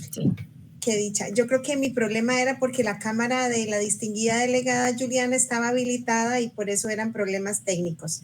En todo caso, muchísimas gracias por el esfuerzo a la Secretaría Técnica por ayudarme. Yo quiero tomar también unas breves palabras para destacar la importancia que mi delegación le da a este consejo. El Consejo Interamericano de Desarrollo Integral constituye uno de los principales órganos de la organización y está especializado en promover el desarrollo económico, el desarrollo social, educativo, cultural y científico. A lo largo de este semestre hemos utilizado este espacio técnico y político para poder avanzar en todos los pilares de trabajo de nuestra organización con una perspectiva enfocada en la cooperación, en la solidaridad y en la sostenibilidad. Quiero agradecer especialmente el liderazgo de la embajadora Luan Gilchrist, señora presidenta del CIDI durante este semestre.